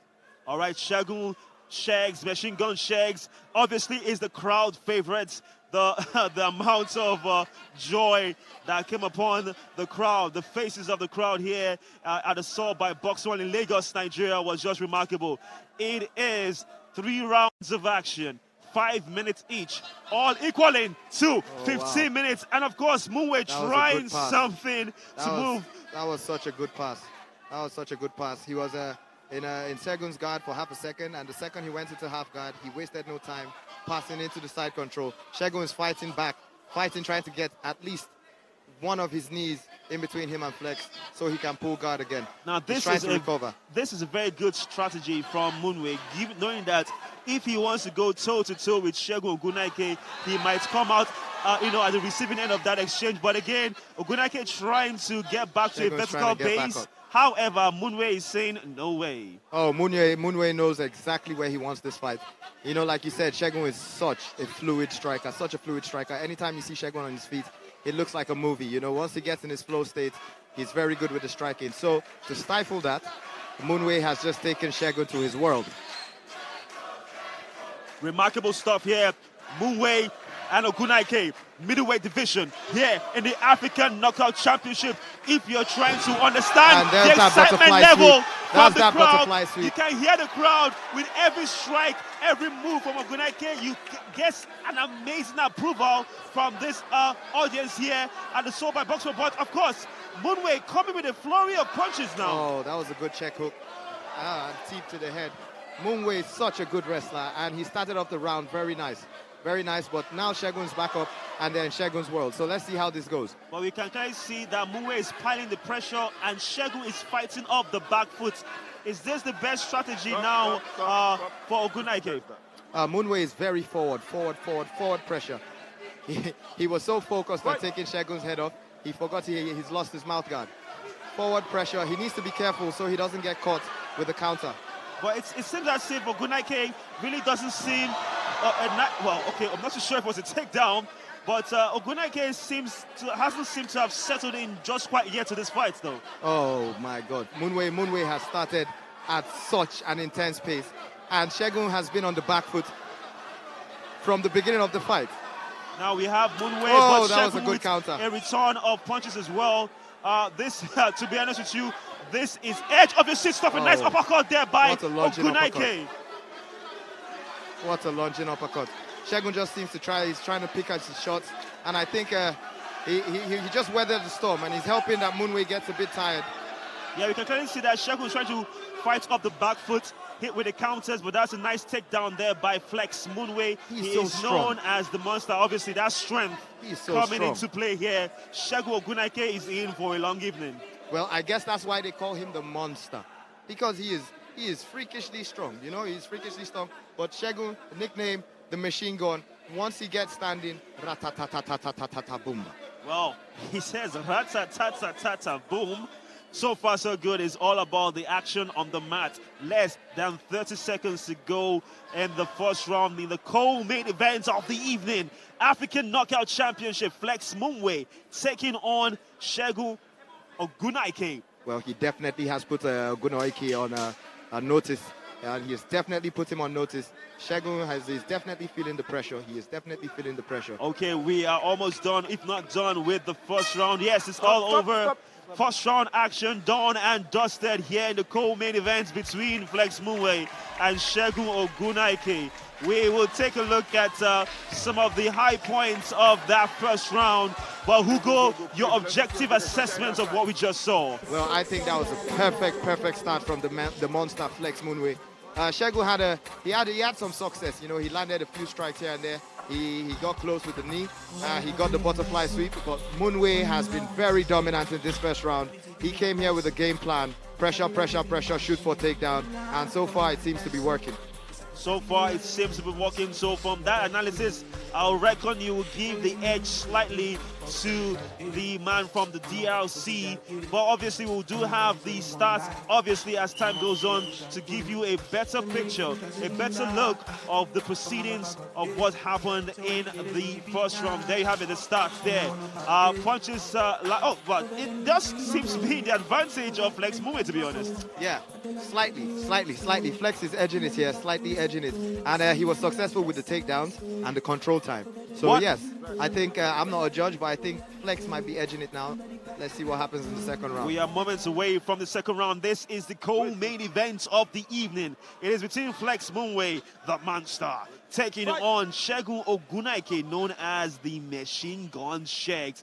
What are your expectations? Second round on the way. Well, a nice right hand there from Ogunnoiki. What should Ogunnoiki do differently now to re-establish himself in this fight? Well, I know he's the shorter fighter, but I think he should try and use some long-range weapons to keep Flex away. You know, he needs to go to his tips, his push kicks. Whenever Flex is coming forward, he can go to his dope chagis, his spinning back kicks, you know, spinning back fists. And he should let his hands go. Segun is such a fluid striker, he needs to let his hands go. But with that being said, giving Segun the advice to go on the front foot. Don't also forget, oh, wow, that's a punch that just took down Segun Ogunnoiki, and he seems to be in trouble. But somehow can he survive as Flex Munwe is going in for the kill? I can understand why Flex is called the monster. He's quite formidable, he's really aggressive, and he seems so strong. You know, but Segun is also a very technical guy. We know Segun for his striking, but I can tell you he's a jiu-jitsu blue belt, so he's proficient on his back as well. We just need to see how he adjusts. Well, we were talking about letting his hands go. That is Segun Ogunnoiki. But I was also going to say that he needs to be careful and wary of the fact that Flex Munwe is also a very good striker. And we saw that, a punch that knocked down Segun Ogunnoiki. Oh, yes. And now he's in an even more precarious position because Flex has him in his side control. I don't know why Flex hasn't thought about using elbows, but it's one of those situations where the elbows can go. And once the fighter is caught, it's a big problem. Obviously, so far, so good. No cuts in this fight as Munwe and Segun Ogunnoiki are going head-to-head in the middleweight division here, an African Knockout Championship Season 3. So far, so good. It has been Munwe with all the questions. And obviously, Segun Ogunnoiki now trying to see if he can establish something. The crowd, like I say, goes wild. Oh. Now, Hugo, what should be the strategy in this scenario? So Segun is supposed to control his legs like he is. He's supposed to push his hips off on his legs, and then he should try and clear those legs, because that is actually what is keeping Flex safe. Now, it's called a guard. This is the second time that Flex has lost his mouthpiece. So far, so good. Flex seems to be open. Can Segun Ogunnoiki go for the kill, or is, of course, Flex Munwe playing Flex person? is so strong. He is so strong because Segun actually had him in a very precarious position. He had him in the side control, and I think Flex is even cut. He's cut. I think one of those ground and pound punches must have landed. He's cut in the lip. Yeah, either it's a cut or perhaps he has a bloody nose. We'll confirm in a few moments another takedown by Flex Munwe on Segun Ogunnoiki. And if you're just joining us, Flex Munwe is fighting from the blue corner from Lubumbashi in the DRC, taking on Segun Ogunnoiki from Abuja here in Nigeria. Just to add this on a deeper note, of course, Flex Munwe at the press conferences, they said that he's fighting not just for himself, but also for peace in the DRC. And we honestly hope that that happens for the people of DRC. But back to the action here. Segun Ogunnoiki on his back. He needs to leave this position. Yeah, he can't be flat on his back. He needs to pick a side. He needs to pick if he's going to be on his left shoulder or on his right shoulder. Now, but being flat on his back is not where Segun wants to be. He needs to get on the side, create some more space so he can get his frames in. Now the crowd trying to get behind the hometown fighter, talking about Segun Ogunnoiki as Flex Munwe. Now you can see maybe he's getting a breather, getting a second win, but you've mentioned the strength of Flex Munwe. Can Segun Ogunnoiki counteract that imposing power and strength of Flex Munwe? Well, he still has 1 minute to work, and if he makes it past this round, he still has 5 more minutes to work. So it's very important the type of advice he gets from his cornermen on how to adjust, because Flex's game plan seems to be working perfectly. Flex's game plan seems to be working perfectly according to Hugo. This is less than a minute. We can see both corners shouting instructions as both fighters are grappling for dominance there on the mat. This is the African Knockout Championship. You needed no invitation to showcase you the best of African combat sports. Flex Munwe, this is the middleweight division, taking on Segun Ogunnoiki. And it has been a tactical affair for the last 3 minutes, Hugo. Well, we can really see why they call Flex the monster. But Segun to trying to stay safe. He has not let Flex pass his guard, and it's not like Flex hasn't been trying. So this is very interesting. He needs to look for a submission, or he needs to look to get up. And Flex needs to look to frame, post up, so he can get his ground and pound going. Maybe land an elbow, get a cut. As it is right now, the only fighter who is busted, less than 2 seconds to go, is Flex Munwe, and it's all over in the second round between Segun Ogunnoiki and Flex Munwe. I have to be honest with you, I need to see the stats to be sure who came out tops, but based on what we saw, we need to just take a quick look and a quick recap of that second round between Flex Munwe and Segun Ogunnoiki. Well, at the end of the round, I can tell you, it seemed I saw Segun just shout in frustration. You know, I don't think he's tired. I think he's just frustrated. Flex has come with such a perfect game plan, and it seems to be so frustrating the poster boy, the people's champion, everybody's favorite. Yeah, Flex is out here trying to cause an upset. Like you said, there's a war in his country, and maybe he's fighting for more than we think he is. He's really motivated. From the pictures on your screen, we are seeing there the moments in this second round whereby Flex Munwe was very dominant, and that was the punch from Segun that actually caused the cut. Now we have the stats ready for the second round. There you have it. Well, it's a bit of a comeback now for Segun Ogunnoiki. This is good news if you are supporting the Nigerian. Flex Munwe, obviously, based on his stats, didn't do so well in the second round. Well, this is actually the Nations Cup final I was hoping for. I wanted Nigeria to play Congo in the Ivory Coast, but hey, we're having it here in Nigeria, and so far so good. We're here for the third round. Can't wait to see how Segun adjusts. This is the third and final round and the co-main event of the evening. It is the African Knockout Championship. Fighting from the blue corner is Flex Munwe, taking on Segun Ogunnoiki. Fighting from the red corner, it is the Monster, taking on Machinegun Shegz.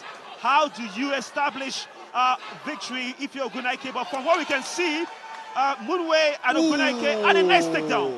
A nice takedown there.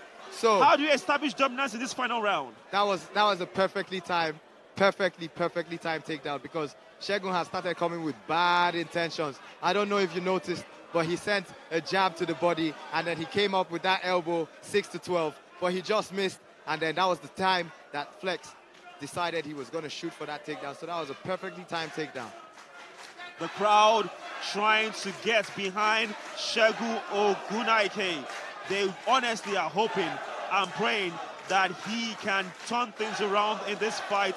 It may seem even on the cards. It's a close fight to call, but you have to be honest, Flex Munwe seems to be on the advantage and have the advantage at this point. He just seems to be one step ahead with the grappling, one step ahead. And sometimes at this level, that's all the advantage you need. One step, 1 inch. He just seems to be getting to the better positions just before Segun. And he's in a very dominant side control position. I still think he should try and invest in some elbows and get a cut. You know, that would change the whole dynamic of the fight. All right, there you have it. We've seen so far in the African Knockout Championship, especially the fight between Zaboa Adams taking on the likes of Melvin Ugochukwu, whereby a fighter seemed to be on the ascendancy, and boom, just like that, the fighter who was more or less taking punishment for most of the fights ended up winning. We saw that also with Precious Oko and Jibidar Cythia as well, where Jibidar Cythia won that fight in the final round. Can Ogunnoiki turn things around? Because as it looks right now, Munwe seems to have the advantage. He's in a very bad spot. You know, he's fully mounted, and he's fully mounted, and you can see Flex. Flex is trying to take control of his legs, and when your hips are being controlled, you can't hip bump. Like you can see, Segun's trying to hip bump, but he can't hip bump because there was so much weight on his hips. All right. Oh, now he's been able to recover his guard. That's a one step in the right direction. But he needs to get this. He needs to get Munwe off him. He needs to get Munwe off him because this is gonna exhaust him. Well, so far so good. He has less than 2 minutes to get this done. As we are counting down, this is the final round, the co-main event between Flex Munwe and Segun Ogunnoiki. Segun Ogunnoiki and of course Flex Munwe need to get victories to climb up the rankings, and this particular fight is of great importance. Now, we have seen that Flex Munwe is no pushover. He means business, but wow. Segun needed that so badly. He needed, I mean, like it's his go-to sweep, the butterfly sweep. And it works most times, but Flex seems to have done his homework, and he made Segun work so hard for that. Oh, from an overhand to a flying knee, he closes down the distance, he gets the takedown again. Less than 2 minutes to go, and it shows that Flex Munwe means business, as Segun Ogunnoiki again has been taken down by the monster, Flex Munwe. Again, you have to ask yourself this question, Hugo. You have to ask yourself this question. Flex Munwe has piled on the pressure. Even when they are striking, Flex Munwe seems to be fighting with the front foot, putting the pressure on Segun Ogunnoiki. Well, we can see how the fight scene and the fight game has changed, you know. It's mixed martial arts, ladies and gentlemen. You need to have your grappling on point. Your wrestling has to be on point. And you also have to have that fight IQ and know how to manage the fights. You know, Flex is not out here trying to give us a show or trying to give us some spectacular. He's just managing the fight the way he needs to. Now, this is less than a minute to go. As you mentioned, Flex has that hold. And, of course, Segun Ogunnoiki, he seems a bit exhausted, gasping for breath as he's trying to also re-establish dominance. And, wow, should Munwe lift him up in the final seconds of the final round? That just shows incredible strength and stamina from the man from DRC. And we can see Segun Ogunnoiki less than 30 seconds. I don't know what could happen, but what we can see so far, based on the performance so far, Munwe seems to have done the job here against Segun Ogunnoiki. Less than 20 seconds to go. What can possibly happen? We are looking with our bated breath still. No. Flex Munwe with that established control in the hold. Less than 10 seconds to go. Google. Whatever has to happen, Segun has 8 seconds to make it happen. And for Segun to win this fight, he needs to get a sweep and knock Munwe out in the next 2 seconds, and I don't see that happening. And that is all over. The co-main event of the evening is all done. And Josias, Flex Munwe lifts his hand in victory. Segun Ogunnoiki, so far so good. We don't know the exact result of the fight just yet, but from all indications, you can say more or less this was a dominant victory and performance potentially for for the man from DLC, talking about Flex Munwe. We'll take a look at some of the exciting highlights from the third and final round of our co-main event. But would you say Flex Munwe has done enough for victory tonight? Well, it was nice to see a good show of respect from both fighters again and from both corners. And I don't know. I'm not a judge, but I think Flex might have just edged it. And reading the both fighters' body language, Segun seems very disappointed, and Flex seems to be on top of the world. So let's see what the judges think.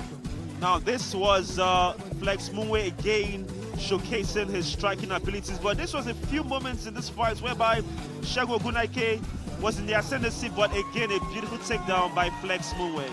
The timing of that takedown, because Segun had bad intentions. If that 6-12 elbow had landed, Munwe would have been in a lot of problems. Now we saw a right hook taking on the chin of Segun Ogunnoiki, a flying knee connecting, and then a takedown all in one motion. Hey, Flex had a very good fight tonight. Flex was impressive today. He had a game plan. And like I said earlier, these are one of the ways to close distance. Flying Superman punch, jumping knee, you know, just jump in there, close the distance, and you can get the takedown, and that's exactly what Flex just did. Now this is the tail of the stats for the entire fight, and you can clearly see the dominant fighter being Flex Munwe over Segun Ogunnoiki based on this stats we're seeing right now. He had more takedowns, 6 takedowns. 6 takedowns. That is remarkable. That just shows you Flex how good. Definitely came here with a master plan, a game plan for Segun. He came with something that just turned off all his striking, and well played by Flex Munwe. Well played. At this point in time, it seems that Flex Munwe will get all maximum points. 4 points for a victory here in the African Knockout Championship. We have the crowd, they're still excited, even though their fighter, their favorite fighter didn't get the victory. I can assure you the excitement levels are still very much high here in the African Knockout Championship. This is remarkable as we are waiting for the judges' scorecard to be read out by our wonderful ring announcer. We will be looking forward to the main event. Without just a bit of a teaser, this is it. Segun Ogunnoiki, what lessons can you learn from this kind of fight? Well, everybody has a plan till they get punched in the face. Well, it was a good fight. It was a good fight. I mean, the crowd is disappointed, obviously. That's everybody's poster boy. No, I don't know about the crowd being disappointed. Speak for yourself, Hugo. You have people out here looking forward to a great night who have enjoyed themselves. Maybe Hugo is disappointed, but I can assure you that the crowd having a good time. This is the African Knockout Championship. Of course, it is season 3. We have our co-main event that just ended. We're waiting for the judges to collect the score. I will go to the ring announcers when it's ready for them to read out the results. But most importantly, we are having a great time. I hope you are. Hugo says the crowd are disappointed. I'm not so sure about that. Are you not entertained? We are entertained for Are sure. you not entertained? We still have this not why you are here? We still have the main event to look forward to, but before we get to that, let's just take a quick look at the audience. Looking forward to the big event, the main event, the big fight. It's going to be in the featherweight division, but first of all, we need to have the scorecards announced. There you have them. They are really, really excited for this one. Now, obviously, as we said, we have the official scorecards now to be read out by our ring announcer. Ladies and gentlemen, after 3 rounds of action, we got our winner by split decision. Flex the Monster Munwe!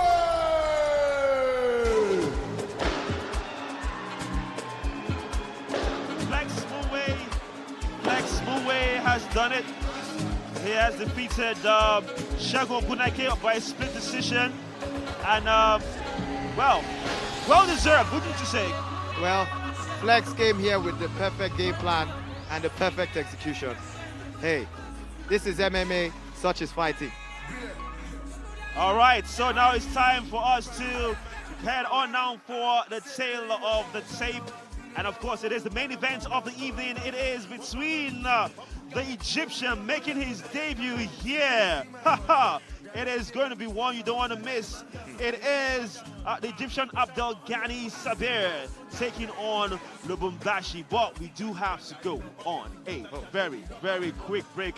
And when we come back, it is still more on the African Knockout Championship. The excitement levels are going very high, going through the roof. We're going to go on a break and be right back with more action here in the African Knockout Championship.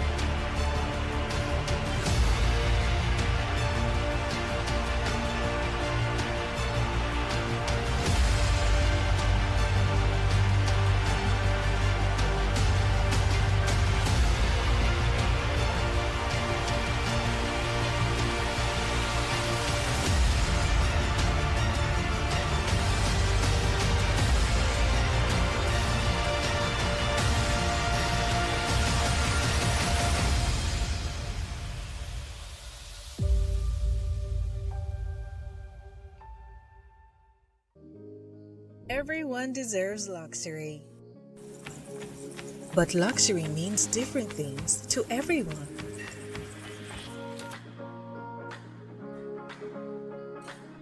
Luxury can mean appreciating the scenery of nature and stepping out to bask in the warmth of sunlight. Sometimes, luxury is savoring the satisfying and huggy taste of Amstel Malta Ultra. Other times, luxury is having enough selfie moments with your bestie. But in the end, real luxury is choosing your way to live. Amstel Malta Ultra. Choose your way to live.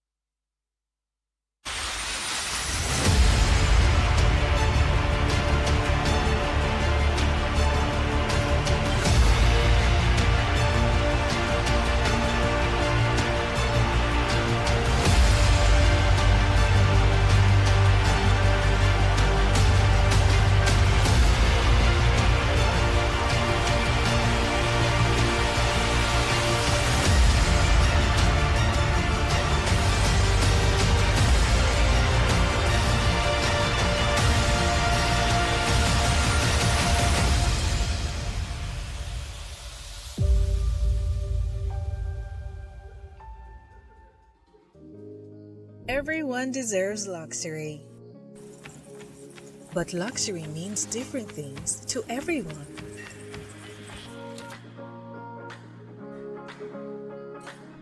Luxury can mean appreciating the scenery of nature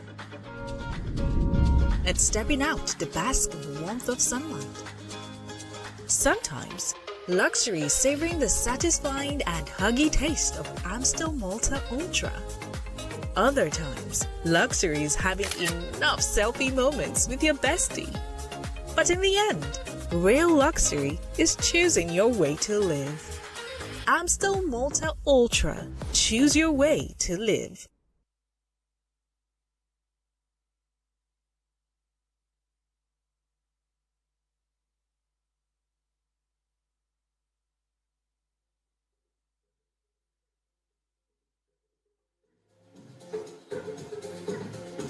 Ladies and gentlemen, this is the main event of the evening. Welcome back to the African Knockout Championship. The featherweight division is about to get hot as we have debutant Abdelghani Saber from Cairo, Egypt, taking on Josias Musasa from Lubumbashi from the DR Congo. Now, this has been one for the evening, the African Knockout Championship.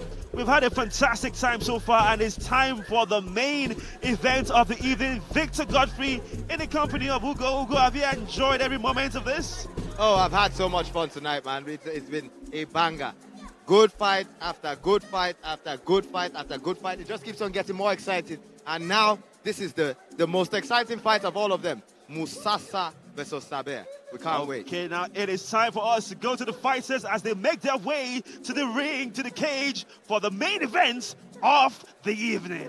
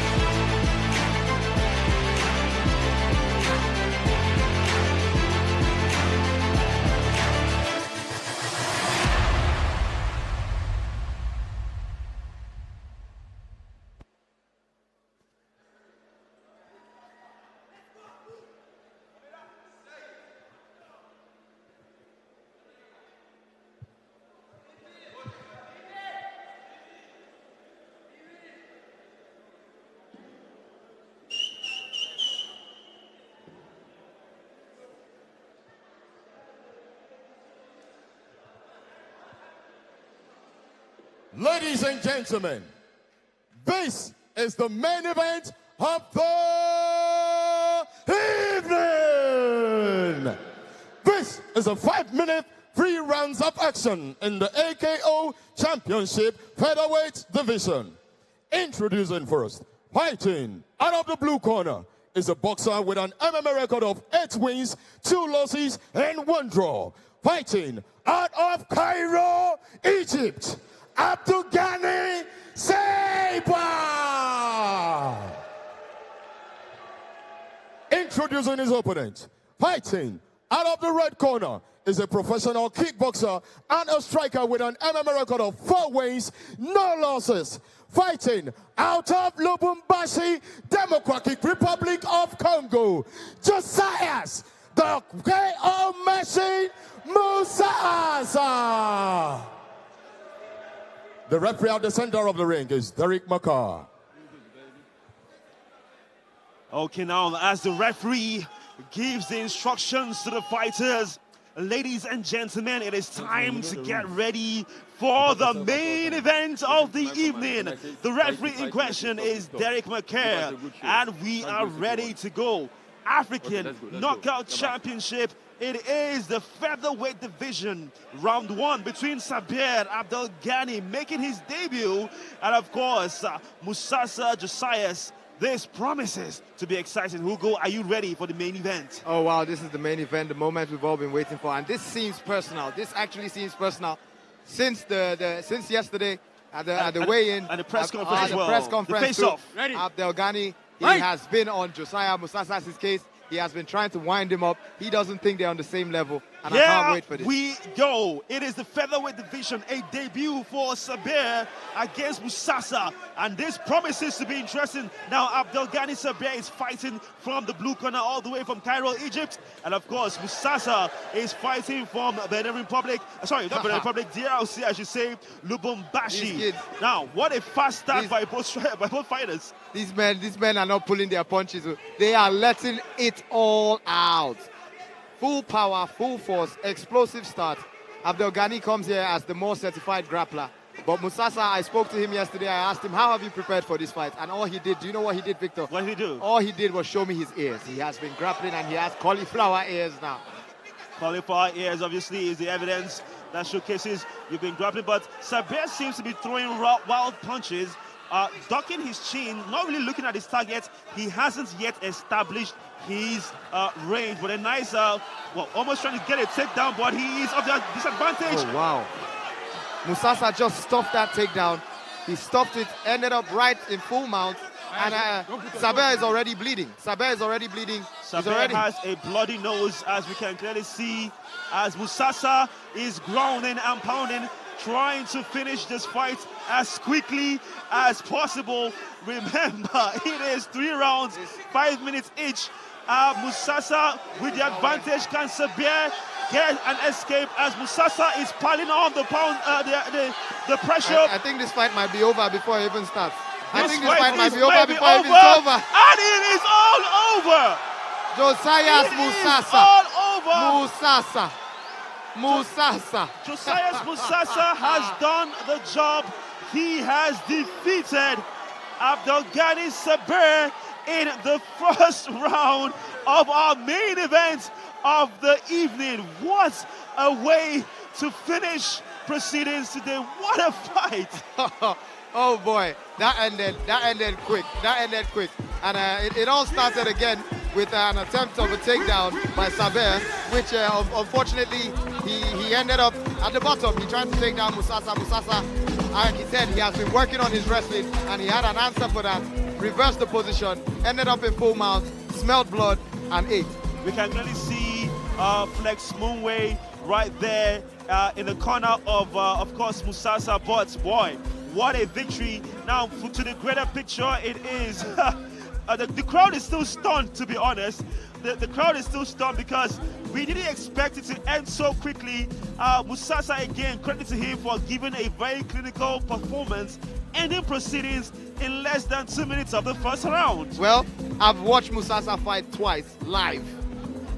He fights in the lightweight, but this boy hits like a middleweight. You know, anytime Musasa touches anybody in his weight class, you can always see it on their face. They're like, oh my God, what just happened? What hit me? And that's the same thing that happened with Saber. Saber is such an experienced fighter, and he was so sure Musasa had nothing to offer. A quick look at the high points of this round, this action. This is where it all changed. This is where Musasa established dominance, and he just went on what we call the ground and pound. Well, Victor, that was the beginning of the end, because he didn't even hesitate. He didn't think, oh, let me start. Once he was in the right position, he knew he was in the right position. Wasted no time with posting up and letting those hands go. Wow. Abdelghani spoke so tough during the face-off, but I guess Musasa was the one that delivered, as he has a TKO victory in the first round of our main event of the evening. It's time for the ring announcers for the official results. Ladies and gentlemen, after 1 minute 45 seconds of the first round, we have our winner by TKO, Josias, the KO Wizzard, Musasa!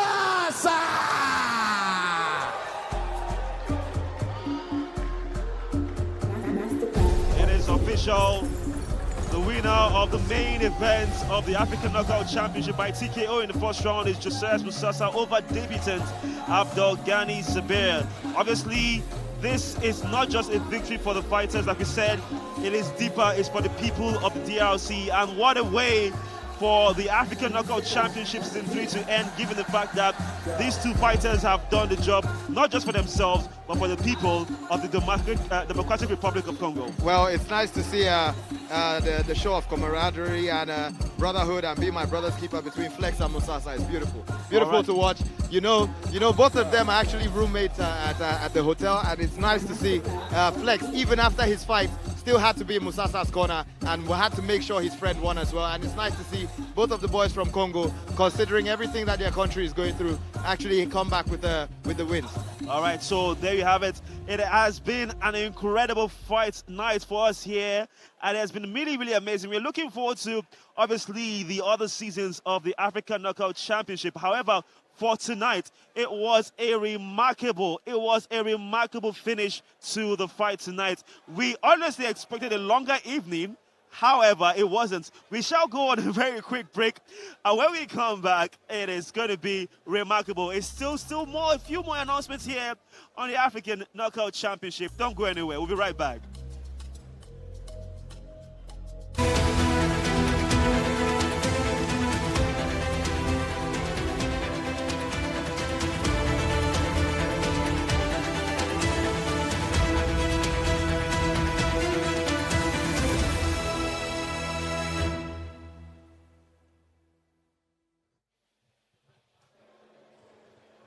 Ladies and gentlemen, it's been a great night of action in the third fight night of the African Knockout Championship.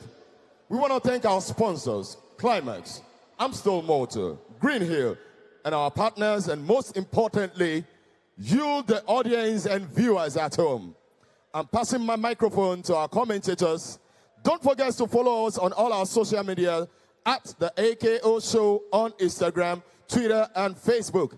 And from now on, it's good night from me, Emmanuel Fajita, the ring announcer.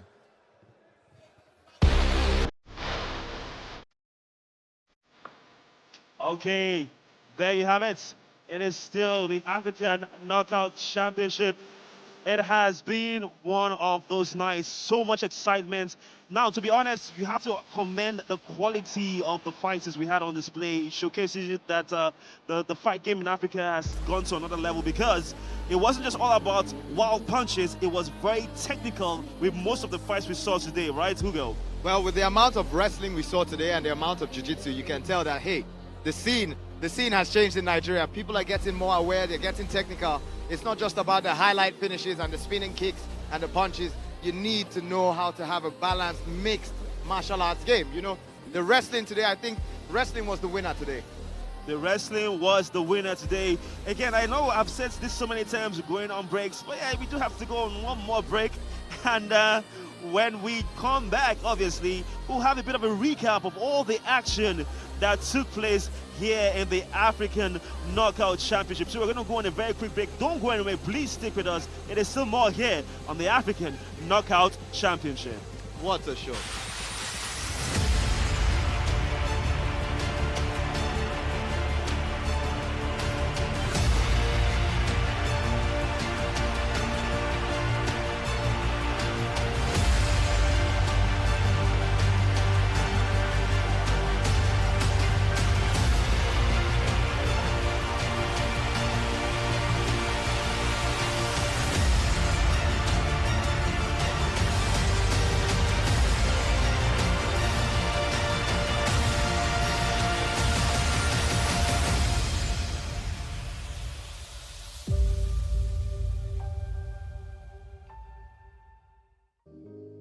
Everyone deserves luxury. But luxury means different things to everyone.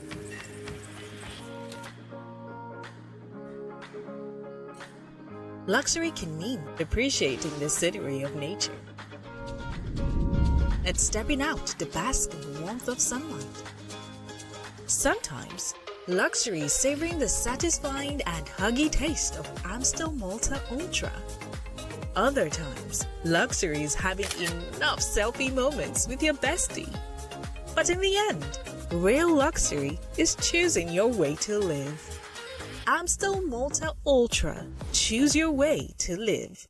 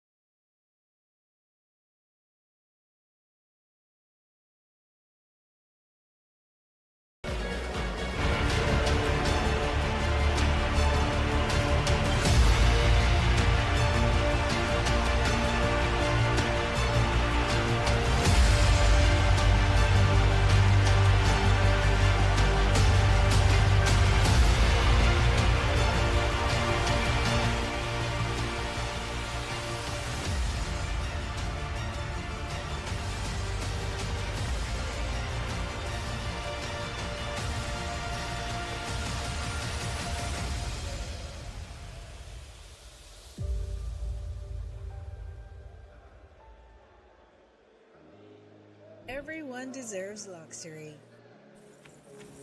But luxury means different things to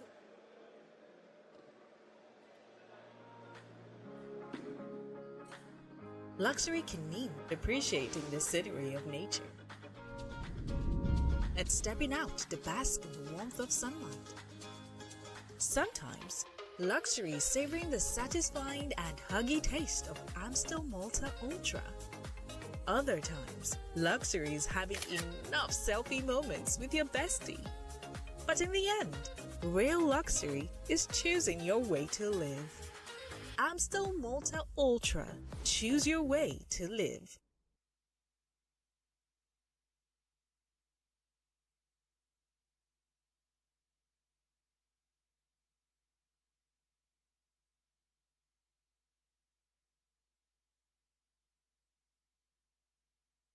Welcome back to the African Knockout Ladies and Championship gentlemen. Season 3. Just to recap, Ladies to and you gentlemen. the fights we just had.